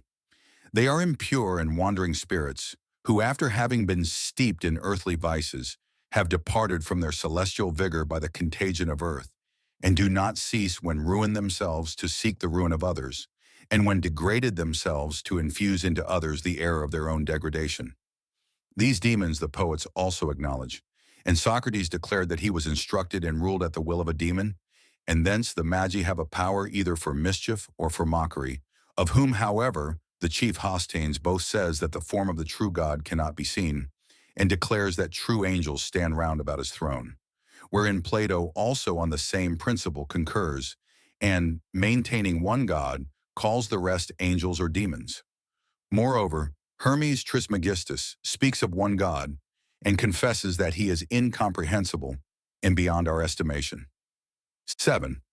These spirits, therefore, are lurking under the statues and consecrated images. These inspire the breasts of their prophets with their afflatus, animate the fibers of the entrails, direct the flights of birds, rule the lots, give efficiency to oracles, are always mixing up falsehood with truth, for they are both deceived and they deceive. They disturb their life, they disquiet their slumbers. Their spirits creeping also into their bodies, secretly terrify their minds, distort their limbs, break their health, excite diseases to force them to worship of themselves, so that when glutted with the steam of the altars and the piles of cattle, they may unloose what they had bound, and so appear to have effected a cure. The only remedy from them is when their own mischief ceases, nor have they any other desire than to call men away from God, and to turn them from the understanding of the true religion to superstition with respect to themselves. And since they themselves are under punishment, they wish to seek for themselves companions in punishment, whom they may by their misguidance make sharers in their crime. These, however, when adjured by us through the true God, at once yield and confess, and are constrained to go out from the bodies possessed. You may see them at our voice, and by the operation of the hidden majesty, smitten with stripes, burnt with fire, stretched out with the increase of a growing punishment, howling, groaning, entreating, confessing whence they came and when depart, even in the hearing of those very persons who worship them, and either springing forth at once or vanishing gradually, even as the faith of the sufferer comes in aid, or the grace of the healer effects. Hence they urge the common people to detest our name, so that men begin to hate us before they know us, lest they should either imitate us if known, or not be able to condemn us. 8. Therefore the one Lord of all is God, for that sublimity cannot possibly have any compeer, since it alone possesses all power. Moreover, let us borrow an illustration for the divine government from the earth. Whenever did an alliance in royalty either begin with good faith or end without bloodshed? Thus the brotherhood of the Thebans was broken, and discord endured even in death in their disunited ashes. And one kingdom could not contain the Roman twins, although the shelter of one womb had held them. Pompey and Caesar were kinsmen, and yet they did not maintain the bond of their relationship in their envious power. Neither should you marvel at this in respect of man, since herein all nature consents. The bees have one king, and in the flocks there is one leader, and in the herds one ruler. Much rather is the ruler of the world one, who commands all things whatsoever they are, with his word, disposes them by his wisdom, and accomplishes them by his power. 9. He cannot be seen. He is too bright for vision, nor comprehended. He is too pure for our discernment, nor estimated. He is too great for our perception, and therefore we are only worthily estimating him when we say that he is inconceivable. But what temple can God have, whose temple is the whole world? And while man dwells far and wide, shall I shut up the power of such great majesty within one small building? He must be dedicated in our mind. In our breast he must be consecrated. Neither must you ask the name of God. God is his name. Among those there is need of names where a multitude is to be distinguished by the appropriate characteristics of appellations. To God who alone is, belongs the whole name of God. Therefore he is one, and he in his entirety is everywhere diffused. For even the common people in many things naturally confess God, when their mind and soul are admonished of their author and origin. We frequently hear it said, O God, and God sees, and I commend to God, and God give you, and as God will, and if God should grant. And this is the very height of sinfulness, to refuse to acknowledge him whom you cannot but know. The Midrash Bereshit Rabbah 38:13 tells that Abraham's father worshipped and sold idols. One day Abraham smashed all of the idols but the largest idol and then placed a stick in its hand. He told his father that the largest god had destroyed the others. Note the lesson that the Jewish, monotheistic God is dominant and will destroy the gods of other peoples. The myth of Abraham differs from the myth of Cyprian in that Christianity is taught as a universal religion, and the story of Abraham is a racist myth, which elects the Judeans as a unique and chosen race descended through Jacob to Abraham, a race who have an exclusive contract with God, which makes them divine. Jews have long sought to provoke superstitious fear of their God. The Judeans fabricated a history of persecution in Egypt, which never occurred in order to defame the Egyptians and to blame the Egyptians for Jewish ethnocentrism, as well as to justify their claim that their God was stronger than the Pharaoh. The lost tribes of Israelites, the 10 northern tribes allegedly taken captive by Assyrian king Shalmaneser and corralled by the river Sambachan in Syria and Iraq, 2 Kings 17, never existed beyond the imagination of these southern tribes of Judeans and supposedly Benjamin, who were allegedly taken captive in exile in Assyria, Sri-Lankan Kings 18:13, and in Babylon by Nebuchadnezzar, 2 Kings 24 to 3:16-25, and who wanted to steal the land of the indigenous peoples from the Nile to the Euphrates, Ezra 1:5. The myth of the Egyptian captivity and of the 10 northern tribes was fabricated by the Judeans in an attempt to justify their desires on lands and religious beliefs which were not originally theirs. They created the prophecy of these events in order to admonish their tribe to obey their racist and tribalistic leaders out of fear. Leviticus 26, Deuteronomy 4:24-27, 28:15-68, 30, or 1:3, Second Chronicles 7:19-22, Jeremiah 29:1-7. Many argue that the prophecies of the Old Testament must have been written after the events they foretold and were merely a means for Jewish leaders to subjugate their followers. Preterist Christians believe that the apocalyptic prophecies have all been fulfilled by the destruction of the temple in 70 AD and the diaspora of 135 AD, and that the story of Gog and Magog in Ezekiel 38 and 39 is postmillennial, Revelation 20, 7-8. They see Christian Zionists as dangerous dupes who are serving the beast. The process continues in the modern world. David Ben-Gurion stated to the general staff, I propose that, as soon as we receive the equipment on the ship, we should prepare to go over to the offensive with the aim of smashing Lebanon, Transjordan, and Syria. The weak point in the Arab coalition is Lebanon for the Muslim regime is artificial and easy to undermine. A Christian state should be established, with its southern border on the Litani River. We will make an alliance with it. When we smash the Arab Legion's strength and bomb Amman, we will eliminate Transjordan too, and then Syria will fall. If Egypt still dares to fight on, we shall bomb Port Said, Alexandria, and Cairo. And in this fashion, we will end the war and settle our forefathers' accounts with Egypt, Assyria, and Aram. Judaism, Christianity, and Islam are among the most dogmatic and intolerant of religions, in part due to the superstitious fear they would impose on humanity in order to preserve and promote their own power. They threaten their critics with damnation and ruin, as if it were a self-evident truth that ruin will befall non-believers and enemies of the faith. British Zionist Winston Churchill promoted the myth of Jewish invincibility and the necessarily sorry fate of any who would oppose the Jews. Zionist Reverend Cyrus Ingerson Schofield annotated the Schofield Reference Bible, published by Oxford University Press, with threats against any who would oppose the Jews, in reference to Genesis 12:1-3, which states, Now the Lord had said unto Abram, Get thee out of thy country, and from thy kindred, and from thy father's house, unto a land that I will show thee. 2. And I will make of thee a great nation, and I will bless thee, and make thy name great, and thou shalt be a blessing. 3. And I will bless them that bless thee, and curse him that curseth thee, and in thee shall all families of the earth be blessed. Schofield wrote in the 1909 edition of the Schofield Reference Bible, in oddly Zionistic terms, is 6, and curse him that curseth thee, wonderfully fulfilled in the history of the dispersion. It has invariably fared ill with the people who have persecuted the Jew, well with those who have protected him. The future will still more remarkably prove this principle. It is noteworthy that Schofield, though annotating a Christian Bible, did not repeat the Christian dogma, which transferred this blessing and curse to the Christians, viz. Matthew 12:30, 21:43, 45, Romans 4:9, 11:7-8, Galatians 3:16, 28-29, 4 and Hebrews 8:6-10.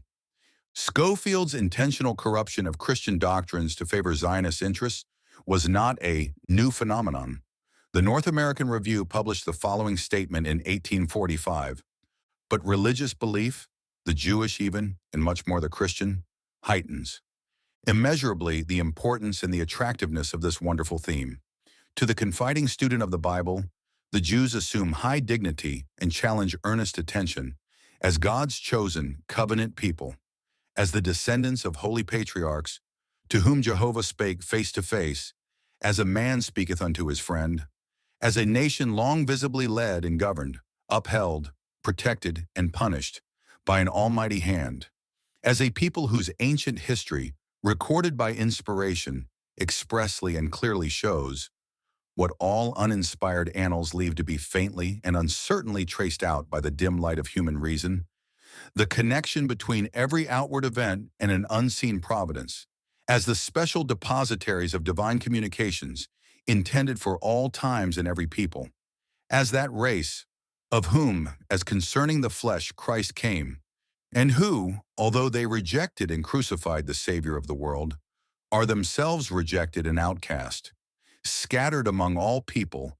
from the one end of the earth even unto the other, to be a reproach and a proverb, a taunt and a curse, in all places of their sojourn, as still beloved of God in his covenant faithfulness, and for the Father's sake, as still inheriting the prophetic benediction, Cursed be everyone that curseth thee, and blessed he that blesseth thee, as yet to be grafted again into their own olive tree, the church of God, and as many believe to be restored to that goodly land, which was confirmed to them by oath before they were a nation, which was taken from its original possessors to be given to them when they were homeless pilgrims, which is still theirs, twice exiled from it as they have been, now for nearly 1800 years, and wonderfully kept from permanent occupation by any Gentile people.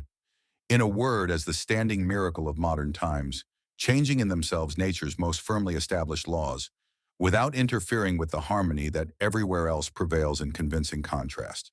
Such are the Jews in the eye of Christian faith. Judeans have continuously and heavily promoted the myth that they are the divinely inspired chosen people who have a right to enslave the rest of humanity. Ancient Jews taught their children to be absolutely intolerant of any dissent against Jews or Jewish mythology, and to quash any dissent by exterminating those who have opposed the Jews or Jewish mythologies. They feared that any challenge or competition to Judaism would reveal that they had fabricated and plagiarized their myths, which were little but a bluff meant to intimidate others far stronger than themselves. Even an unsuccessful challenge to any Jew or to Jewish myths would show to the world the intrinsic weakness of the position of the Jewish people and the inanity and mean-spiritedness of the mythologies they had appropriated and corrupted. It is important to note that the Jews wanted other peoples to fear and to obey them, and to never entertain the slightest doubt of Jewish infallibility or to challenge them. To this day, the strongest taboos in society are the prohibition against questioning the existence of the Jewish God who chose the Jews to rule, and the prohibition against criticizing the modern state of Israel. God commands the Jews to exterminate Amalek because Amalek was the first to attack Israel and expose its terrible vulnerability. Jews so viciously attack anyone who even hints at challenging their supremacy because they are in a very vulnerable position and must cut off all challenges before they grow. Jews must maintain the illusion that they are protected by God and invulnerable and cannot be challenged.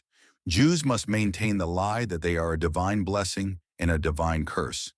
That is why they are so hateful of Amalek and have carried the lesson down through history that they must not only tribalistically attack all who question any Jew, but that they must nip such challenges in the bud, or better yet, prevent them from ever occurring, lest a significant number of Gentiles learn of their ill intentions and their vulnerability and put an end to the threat they pose. Rather than modify their behavior to socially acceptable norms, they band together to quash all challengers and feel no compunctions about committing immoral acts in order to defend the tribe from the truth. They are out to exterminate any and all who do not obey them, and they are out to exterminate the truth of what they are doing.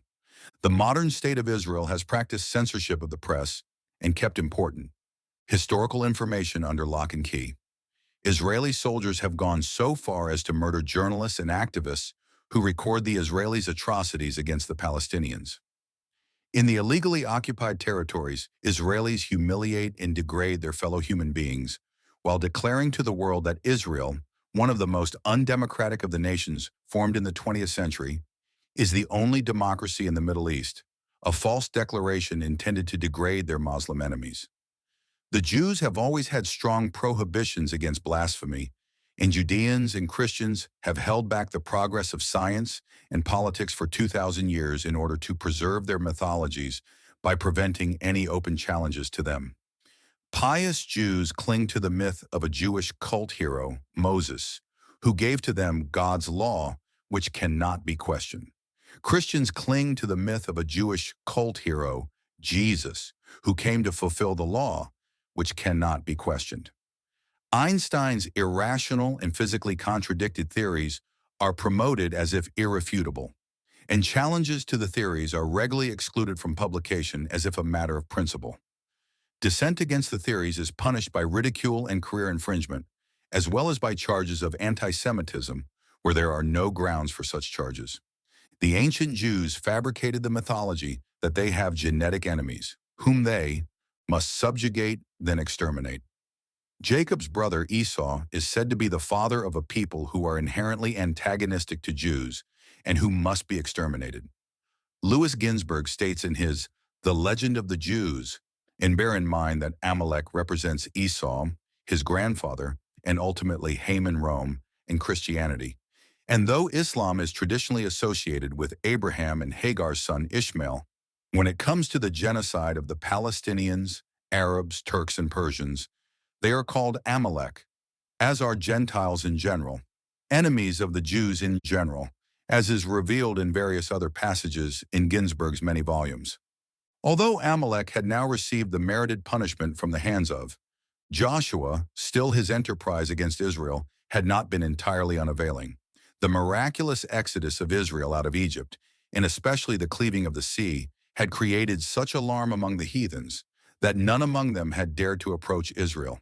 But this fear vanished as soon as Amalek attempted to compete in battle with Israel. Although he was terribly beaten, still the fear of the inaccessibility of Israel was gone. It was with Amalek as with that foolhardy wight who plunged into a scalding hot tub. He scalded himself terribly, yet the tub became a little cooled through his plunge into it. Hence God was not content with the punishment Amalek received in the time of Moses, but swore by his throne and by his right hand that he would never forget Amalek's misdeeds, that in this world as well as in the time of the Messiah, he would visit punishment upon him and would completely exterminate him in the future world. So long as the seed of Amalek exists, the face of God is, as it were, covered, and will only then come to view when the seed of Amalek shall have been entirely exterminated. God had at first left the war against Amalek in the hands of his people, therefore. He bade Joshua, the future leader of the people, never to forget the war against Amalek. And if Moses had listened intently, he would have perceived from this command of God that Joshua was destined to lead the people into the promised land.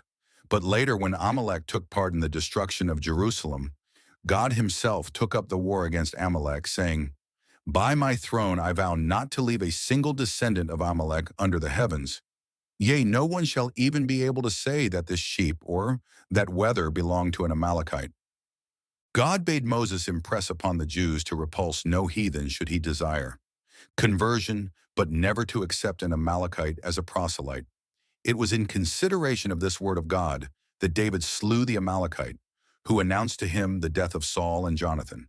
For he saw in him only a heathen, although he appeared in the guise of a Jew. Part of the blame for the destruction of Amalek falls upon his father, Eliphaz. He used to say to Amalek, "My son, dost thou indeed know who will possess this world and the future world?" Amalek paid no attention to this allusion to the future fortune of Israel, and his father urged it no more strongly upon him, although it would have been his duty to instruct his son clearly and fully. He should have said to him, "My son, Israel will possess this world as well as the future world. Dig wells then for their use and build roads for them, so that thou mayest be judged worthy to share in the future world." But as Amalek had not been sufficiently instructed by his father, in his wantonness he undertook to destroy the whole world. God, who tries the reins in the heart, said to him, "O thou fool, I created thee after all the 70 nations, but for thy sins thou shalt be the first to descend into hell." To glorify the victory over Amalek, Moses built an altar, which God called my miracle, for the miracle God wrought against Amalek in the war of Israel was, as it were, a miracle for God. For so long as the Israelites dwell in sorrow, God feels with them, and a joy for Israel is a joy for God.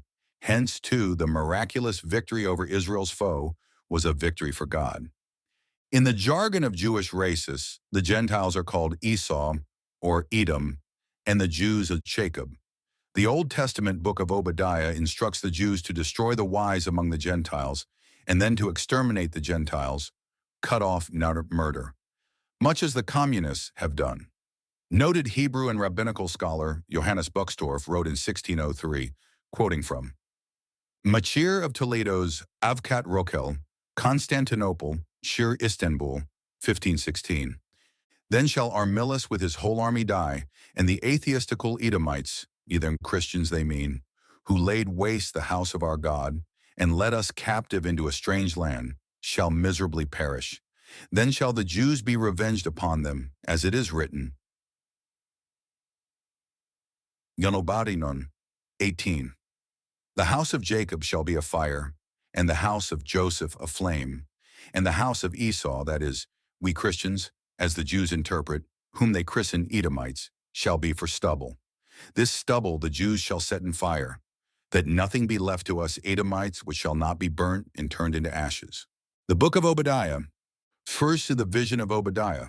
Thus saith the Lord God concerning Edom, We have heard of a rumor from the Lord, and an ambassador is sent among the heathen.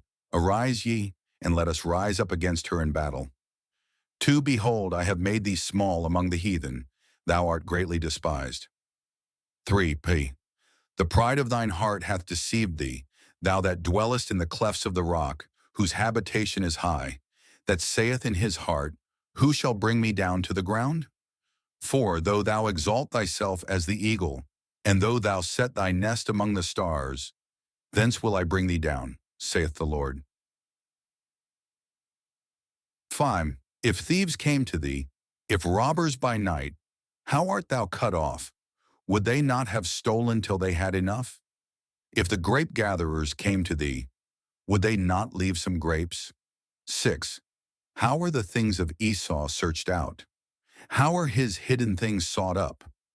7, all the men of thy confederacy have brought thee even to the border. The men that were at peace with thee have deceived thee, and prevailed against thee. They that eat thy bread have laid a wound under thee. There is none understanding in him. Shall I not in that day, saith the Lord, even destroy the wise men out of Edom, and understanding out of the mount of Esau? 9, and thy mighty men, O Teman, shall be dismayed, to the end that every one of the mount of Esau may be cut off by slaughter. 10, for thy violence against thy brother Jacob, shame shall cover thee, and thou shalt be cut off forever. 11.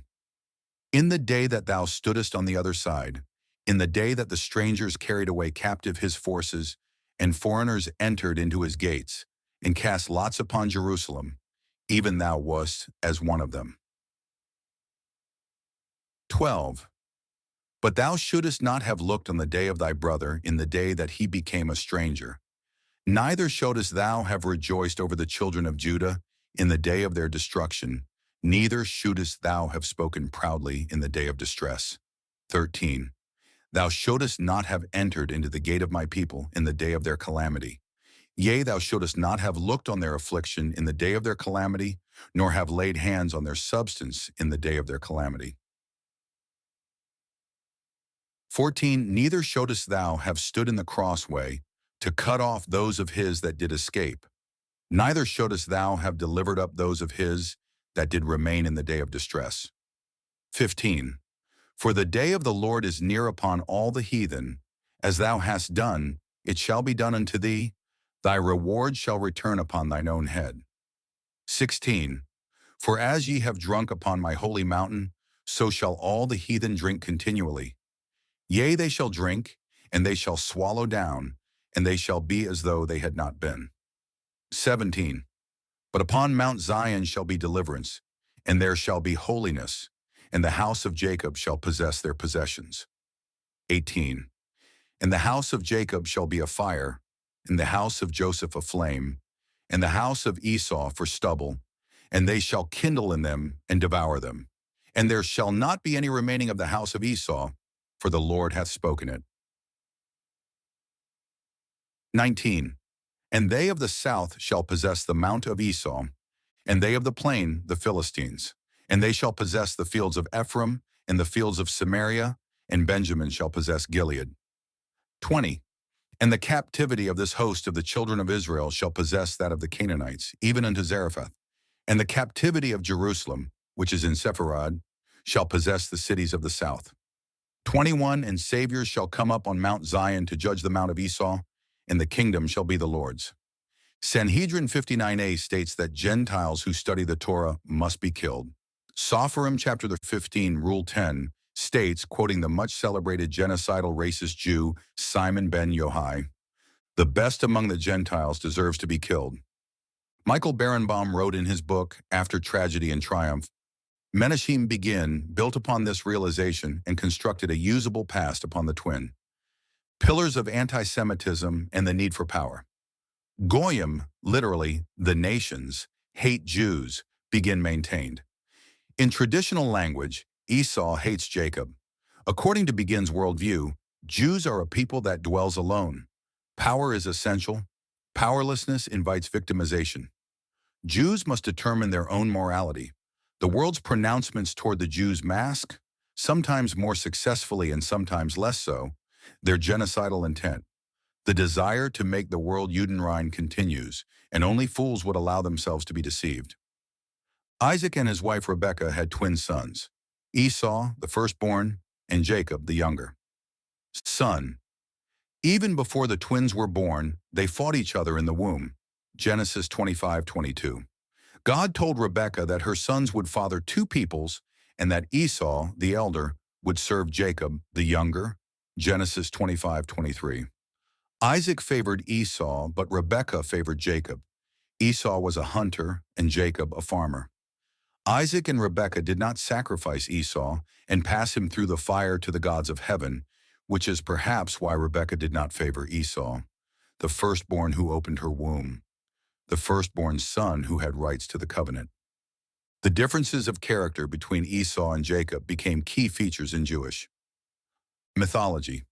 Esau, the hunter, came to represent strong warrior peoples. Esau was a belligerent people like the Hyksos. Jacob, whom God renamed Israel, Genesis 25:26, 32:27, 28, 35:10, came to represent the agrarian, weak, and scholarly peoples, who were allegedly entitled by God to be immoral, even genocidal, especially genocidal, and to use Esau as their sword and their slave, Genesis 25:23, 27:38, 41. Jacob was a people like the ancient Egyptians. When some Jews attempted to stigmatize Germans, Christians, and Gentiles as genetically Predisposed to be warlike and anti-Semitic, as they often have, they were recalling Esau and Jacob and stating that they, Jacob Israel, have the God-given right to exploit the Germans, Christians, Muslims, and Gentiles in general, Esau, as slaves and warriors, then to exterminate them in accordance with God's wishes, because the Gentiles are by nature ungodly and anti-Semitic, according to Jewish mythologies. In accord with the Old Testament, Zionists repeatedly asserted that the Gentile nations were obliged to fight for Israel and to finance it, hence the common paradox of the anti-nationalist pacifist Zionist warmonger. It is noteworthy that the British and Americans fought to secure Palestine from the Turks, those Turks who had for centuries treated the Jews better than anyone else, and to end the Nazi regime, which had instilled tremendous fear in Jews, all of which cleared the way for the formation of the State of Israel. It is also noteworthy that today America is fighting wars for Israel, and that the comparatively insignificant and wealthy nation of Israel receives more foreign aid from the United States of America than any other nation on earth. Though it has carried out worse espionage campaigns against the United States than even the outspoken enemies of the United States, these wasted monies donated to sponsor oppression, while millions of the unchosen needlessly perish from starvation and disease around the world. Israel plays a prominent role in international politics and the media, in spite of the fact that the world faces far more important issues than the fate of a comparatively small and forever troublesome minority among humanity. Jewish selfishness apparently knows no bounds. It is deeply entrenched in Jewish religious mythology. One day, after returning home from the field so hungry that he was starving to death, Esau asked Jacob to spare his life and give him some food. Jacob took advantage of the situation to coerce Esau into surrendering his birthright to Jacob for some lentil porridge, Genesis 25:29-34. Through deceit, Rebekah and Jacob, whom God renamed Israel, Genesis 32:27-28, stole Esau's blessing from Isaac, who had inherited it from Abraham, and gave it to treacherous Jacob. Esau pledged to kill his younger twin brother Jacob, thereby expressing the genocidal imagery between Jews and Gentiles, and Jewish self-obsession and selfishness found throughout Jewish history. And it came to pass that when Isaac was old and his eyes were dim, so that he could not see, he called Esau his eldest son, and said unto him, My son. And he said unto him, Behold, here am I. And he said, Behold, now I am old, I know not the day of my death. Now therefore take, I pray thee, thy weapons, thy quiver and thy bow, and go out to the field and take me some venison.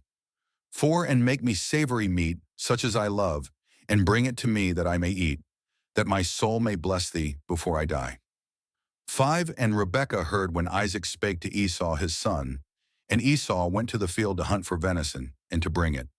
6 And Rebekah spake unto Jacob her son, saying, Behold, I heard thy father speak unto Esau thy brother, saying, 7 Bring me venison, and make me savory meat, that I may eat, and bless thee before the Lord before my death.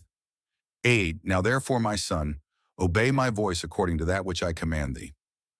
9 Go now to the flock, and fetch me from thence 2 good kids of the goats, and I will make them savory meat for thy father, such as he loveth. 10 And thou shalt bring it to thy father, that he may eat, and that he may bless thee before his death. 11 And Jacob said to Rebekah his mother, Behold, Esau, my brother, is a hairy man, and I am a smooth man. 12 My father peradventure will feel me, and I shall seem to him as a deceiver, and I shall bring a curse upon me, and not a blessing. 13 And his mother said unto him, Upon me be thy curse, my son, only obey my voice, and go fetch me them. 14 And he went, and fetched, and brought them to his mother, and his mother made savory meat, such as his father loved. 15 And Rebekah took goodly raiment of her eldest son Esau, which were with her in the house, and put them upon Jacob her younger son. 16 And she put the skins of the kids of the goats upon his hands, and upon the smooth of his neck. 17 And she gave the savory meat and the bread, which she had prepared, into the hand of her son Jacob. 18 And he came unto his father, and said, My father. And he said, Here am I. Who art thou, my son? 19. And Jacob said unto his father, I am Esau thy firstborn. I have done according as thou badest me. Arise, I pray thee, sit and eat of my venison, that thy soul may bless me. 20. And Isaac said unto his son, How is it that thou hast found it so quickly, my son? And he said, Because the Lord thy God brought it to me. 21. And Isaac said unto Jacob, Come near, I pray thee, that I may feel thee, my son, whether thou be my very son Esau or not. 22. And Jacob went near unto Isaac his father, and he felt him and said, The voice is Jacob's voice, but the hands are the hands of Esau. 23. And he discerned him not, because his hands were hairy, as his brother Esau's hands. So he blessed him. 24. And he said, Art thou my very son Esau? And he said, I am. 25. And he said, Bring it near to me, and I will eat of my son's venison, that my soul may bless thee. And he brought it near to him, and he did eat, and he brought him wine, and he drank. 26. And his father Isaac said unto him, Come near now, and kiss me, my son. 27. And he came near, and kissed him, and he smelled the smell of his raiment, and blessed him, and said, See, the smell of my son is as the smell of a field, which the Lord hath blessed. 28. Therefore God give thee of the dew of heaven, and the fatness of the earth, and plenty of corn and wine. 29. Let people serve thee, and nations bow down to thee. Be Lord over thy brethren, and let thy mother's sons bow down to thee. Cursed be every one that curseth thee, and blessed be he that blesseth thee. 30. And it came to pass, as soon as Isaac had made an end of blessing Jacob, and Jacob was yet scarce gone out from the presence of Isaac his father, that Esau his brother came in from his hunting. 31. And he also had made savory meat, and brought it unto his father, and said unto his father, Let my father arise, and eat of his son's venison, that thy soul may bless me. 32. And Isaac his father said unto him, Who art thou? And he said, I am thy son, thy firstborn Esau. 33. And Isaac trembled very exceedingly, and said, Who? Where is he that hath taken venison, and brought it me, and I have eaten of all before thou camest, and have blessed him? Yea, and he shall be blessed. 34. And when Esau heard the words of his father, he cried with a great and exceeding bitter cry, and said unto his father, Bless me, even me also, O my father. 35. And he said, Thy brother came with subtlety, and hath taken away thy blessing. 36. And he said, Is not he rightly named Jacob? For he hath supplanted me these 2 times. He took away my birthright, and behold, now he hath taken away my blessing. And he said, Hast thou not reserved a blessing for me?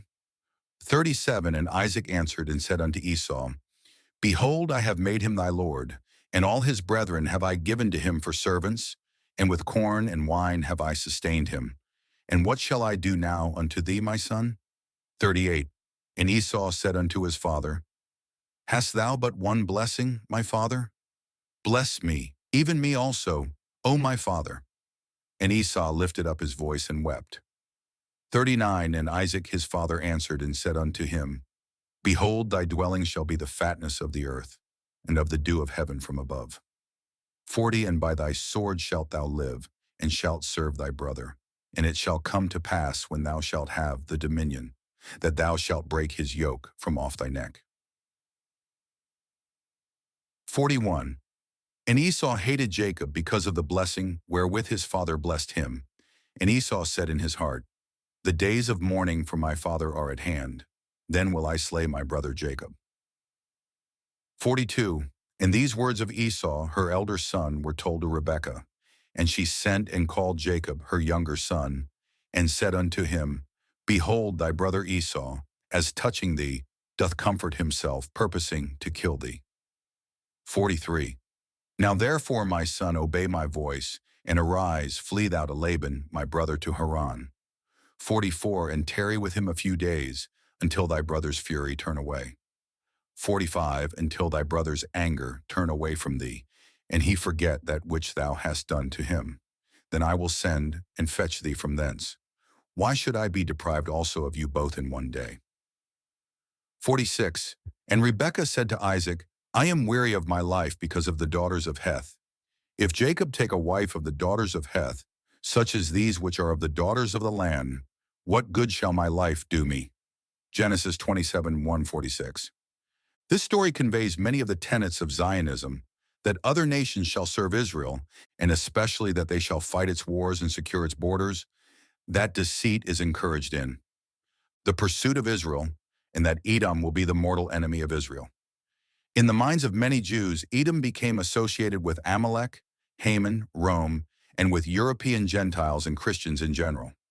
Esau's grandson Amalek, Genesis 36:9-12, was first to wage war on Israel, and therefore the first to expose the vulnerability of the Jews.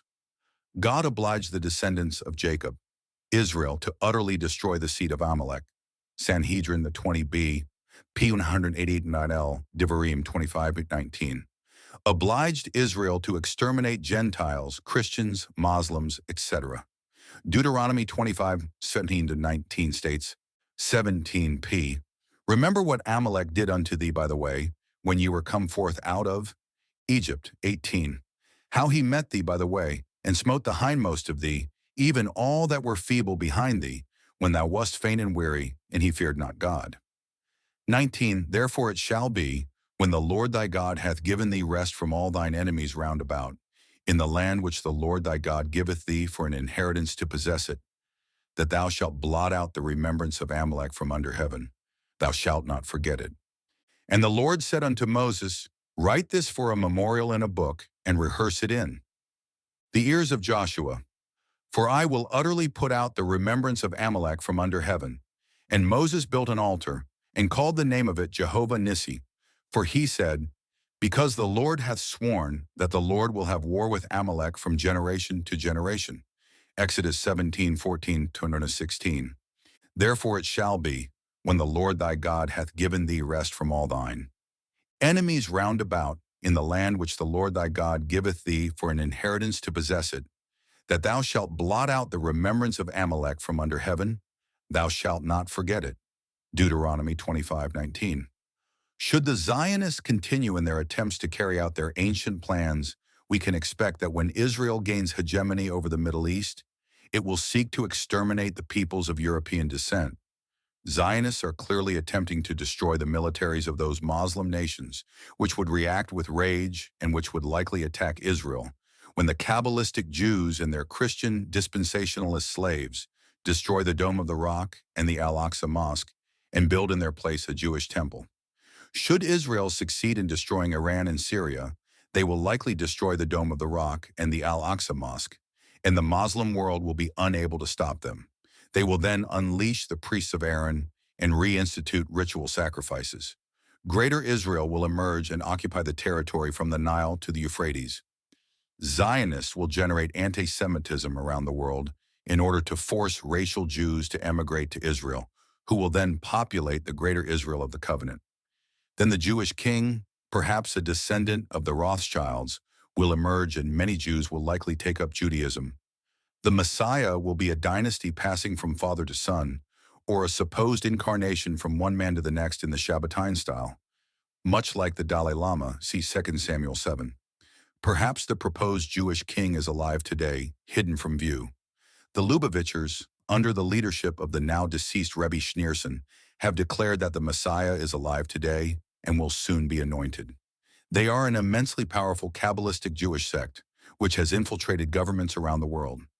We can expect that Soviet-style oppression will grip the West.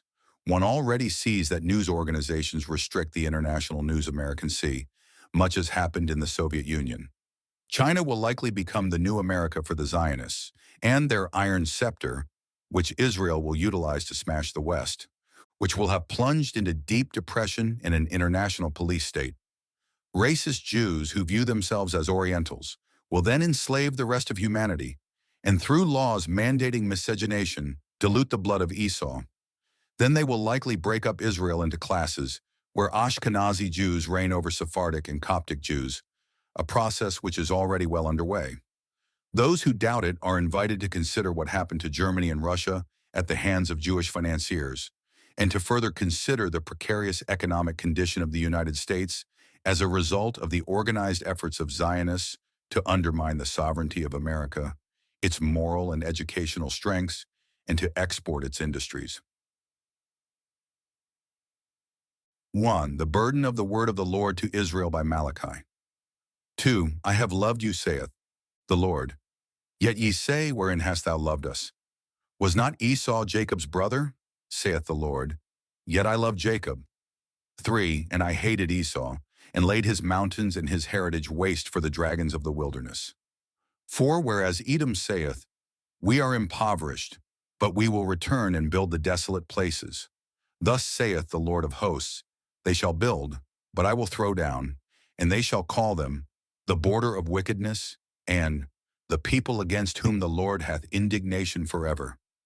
5. And your eyes shall see, and ye shall say, the Lord will be magnified from the border of Israel. 6. A son honoreth his father, and a servant his master. If then I be a father, where is mine honor? And if I be a master, where is my fear? Saith the Lord of hosts unto you, O priests that despise my name. And ye say, wherein have we despised thy name? 7. Ye offer polluted bread upon mine altar, and ye say, wherein have we polluted thee? In that ye say, the table of the Lord is contemptible. 8. And if ye offer the blind for sacrifice, is it not evil? And if ye offer the lame and sick, is it not evil? Offer it now unto thy governor. Will he be pleased with thee, or accept thy person? Saith the Lord of hosts. 9. And now I pray you, beseech God that he will be gracious unto us. This hath been by your means.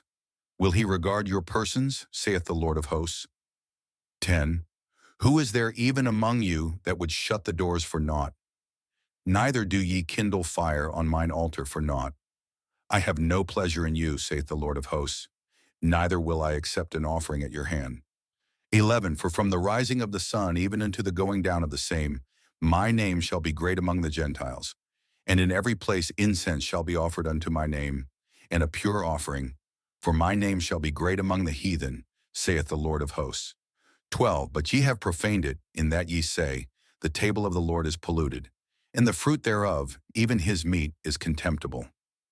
13. Ye said also, behold, what a weariness is it, and ye have snuffed at it, saith the Lord of hosts, and ye brought that which was torn, and the lame, and the sick. Thus ye brought an offering. Should I accept this of your hand, saith the Lord. 14. But cursed be the deceiver, which hath in his flock a male, and voweth and sacrificeth unto the Lord a corrupt thing. For I am a great king, saith the Lord of hosts, and my name is dreadful among the heathen. Malachi 1:14. The Jewish Talmud in the book of Sanhedrin, folio 20b states, it has been taught. R. Jose 12 said, 3 commandments were given to Israel when they entered the land, yea, to appoint a king, never to cut off the seed of Amalek, and to build themselves the chosen house, i.e. the temple, and I do not know which of them has priority. But when it is said, the hand upon the throne of the Lord will have war with Amalek from generation to generation, we must infer that they had first to set up a king, for throne implies a king as it is written. Then Solomon sat on the throne of the Lord as king. Yet I still do not know which of the other two comes first, the building of the chosen temple or the cutting off of the seed of Amalek. Hence when it is written, and when he giveth you rest from all your enemies, round about, etc. And then Scripture proceeds, then it shall come to pass that the place which the Lord your God shall choose, it is to be inferred that the extermination of Amalek is first. And so it is written of David, and it came to pass when the king dwelt in his house, and the Lord had given him rest from his enemies round about. And the passage continues, that the king said unto Nathan the prophet, see now, I dwell in a house of cedars, etc. Rabbi Shlomo Yitzchaki's, Rishi's, commentary on the Pentateuch, Exodus 17:14 and 16, and states, 14. Write this for a memorial that Amalek came to battle against Israel prior to all the other nations, and rehearse it in the ears of Joshua, who will bring into the land, that he should command Israel to recompense him, Amalek, for his deed. Here it was hinted to Moses that Joshua would bring in Israel to the land. For I will utterly blot out, therefore I admonish you thus, for I desire to blot them out. 15. And he called the name of it, i.e., of the altar, Adonai Nisi, lit, the Lord is my banner, or miracle. The Holy One, blessed be he, wrought for us here a miracle. It is not that the altar was called Lord, but that he who mentioned the name of the altar would recall the miracle which the Omnipresent wrought. The Lord, he is our miracle. 16. And he said, R-E-E, Moses, the hand upon the throne of the Lord, the hand of the Holy One, blessed be, he was raised to swear by his throne that there would be for him war and hatred against Amalek forever. And why is it written throne and not stated? Is then the divine name also divided in half, E or T, instead of the full name, the Holy One, blessed be? He swore that his name will not be whole, i.e., instead of the full name, nor his throne whole, E, instead of, until there will be blotted out the name of Amalek utterly. And when his Amalek's name will be blotted out, then will the divine name be whole, and it is stated, Sis 9.7, O thou enemy, the waste places are come to an end forever. This refers to Amalek, regarding whom it is written, Amos 1:11. And his anger he kept forever, and the cities which thou didst uproot, their very memorial is perished. Eparnon Ibn 7. What does Scripture state after this? But the Lord is enthroned forever. Verse 8. Behold, the divine name is whole, expressed in full. He hath established his throne for judgment. Ebid. Behold, his throne is whole. The Judaic religious doctrine of the genocide of the seed of Amalek is alive today. Yehoshaphat Harkabi wrote in his book, Israel's Fateful Hour, some nationalistic religious extremists frequently identify the Arabs with Amalek, whom the Jews are commanded to annihilate totally. Deuteronomy 25:17-19. As children, we were taught that this was a relic of a bygone and primitive era, a commandment that had lapsed because Sennacherib, the Assyrian king, had mixed up all the nations, so it was no longer possible to know who comes of the seed of Amalek. Yet some rabbis insist on injecting a contemporary significance into the commandment to blot out Amalek. Some Jews to this day celebrate the genocidal destruction of their enemies and their hatred of Gentiles once a year at the festival of Purim, which commemorates the execution of Haman and the genocidal mass murder of enemies of the Jews. Haman is said to have descended from Amalek through Hamadatha, the Agagite, and was allegedly the archenemy of the Jews and sought to exterminate them. Esther 3. It is clear that the story of Esther fabricates the pretext of a Haman conspiracy in order to justify the Jewish genocide of the Amalekites, which Jewish commandment to genocide predated the story of Esther. Esther and Mordecai wormed their way into power under false pretensions, concealing the fact that Esther was Jewish. The name Esther means that which is hidden. Her true Jewish name was Hadassah. She was one of the first crypto-Jews who conceal their identity in order to corrupt societies and betray those who trust in them. It should be noted that it is well known that the Book of Esther is work of fiction and does not correspond to the historical facts of Persian history. The Judeans fabricated a history of captive exile in Babylon in order to justify the theft of Jerusalem and the lands of all of the other inhabitants of Canaan. Based on Ezra 1:6, one might even conclude that the Judeans themselves were an alien horde of Babylonians, or Persians, who the Persians placed in power to rule over the Canaanites and gather the gold and silver of the world as a tribute to the Persian king. They fabricated the entire Old Testament in order to justify their theft of land, their racist credos, their self-declared right to conquer and rule the world, and in order to inspire superstitious fear of their God, and thereby fear of them.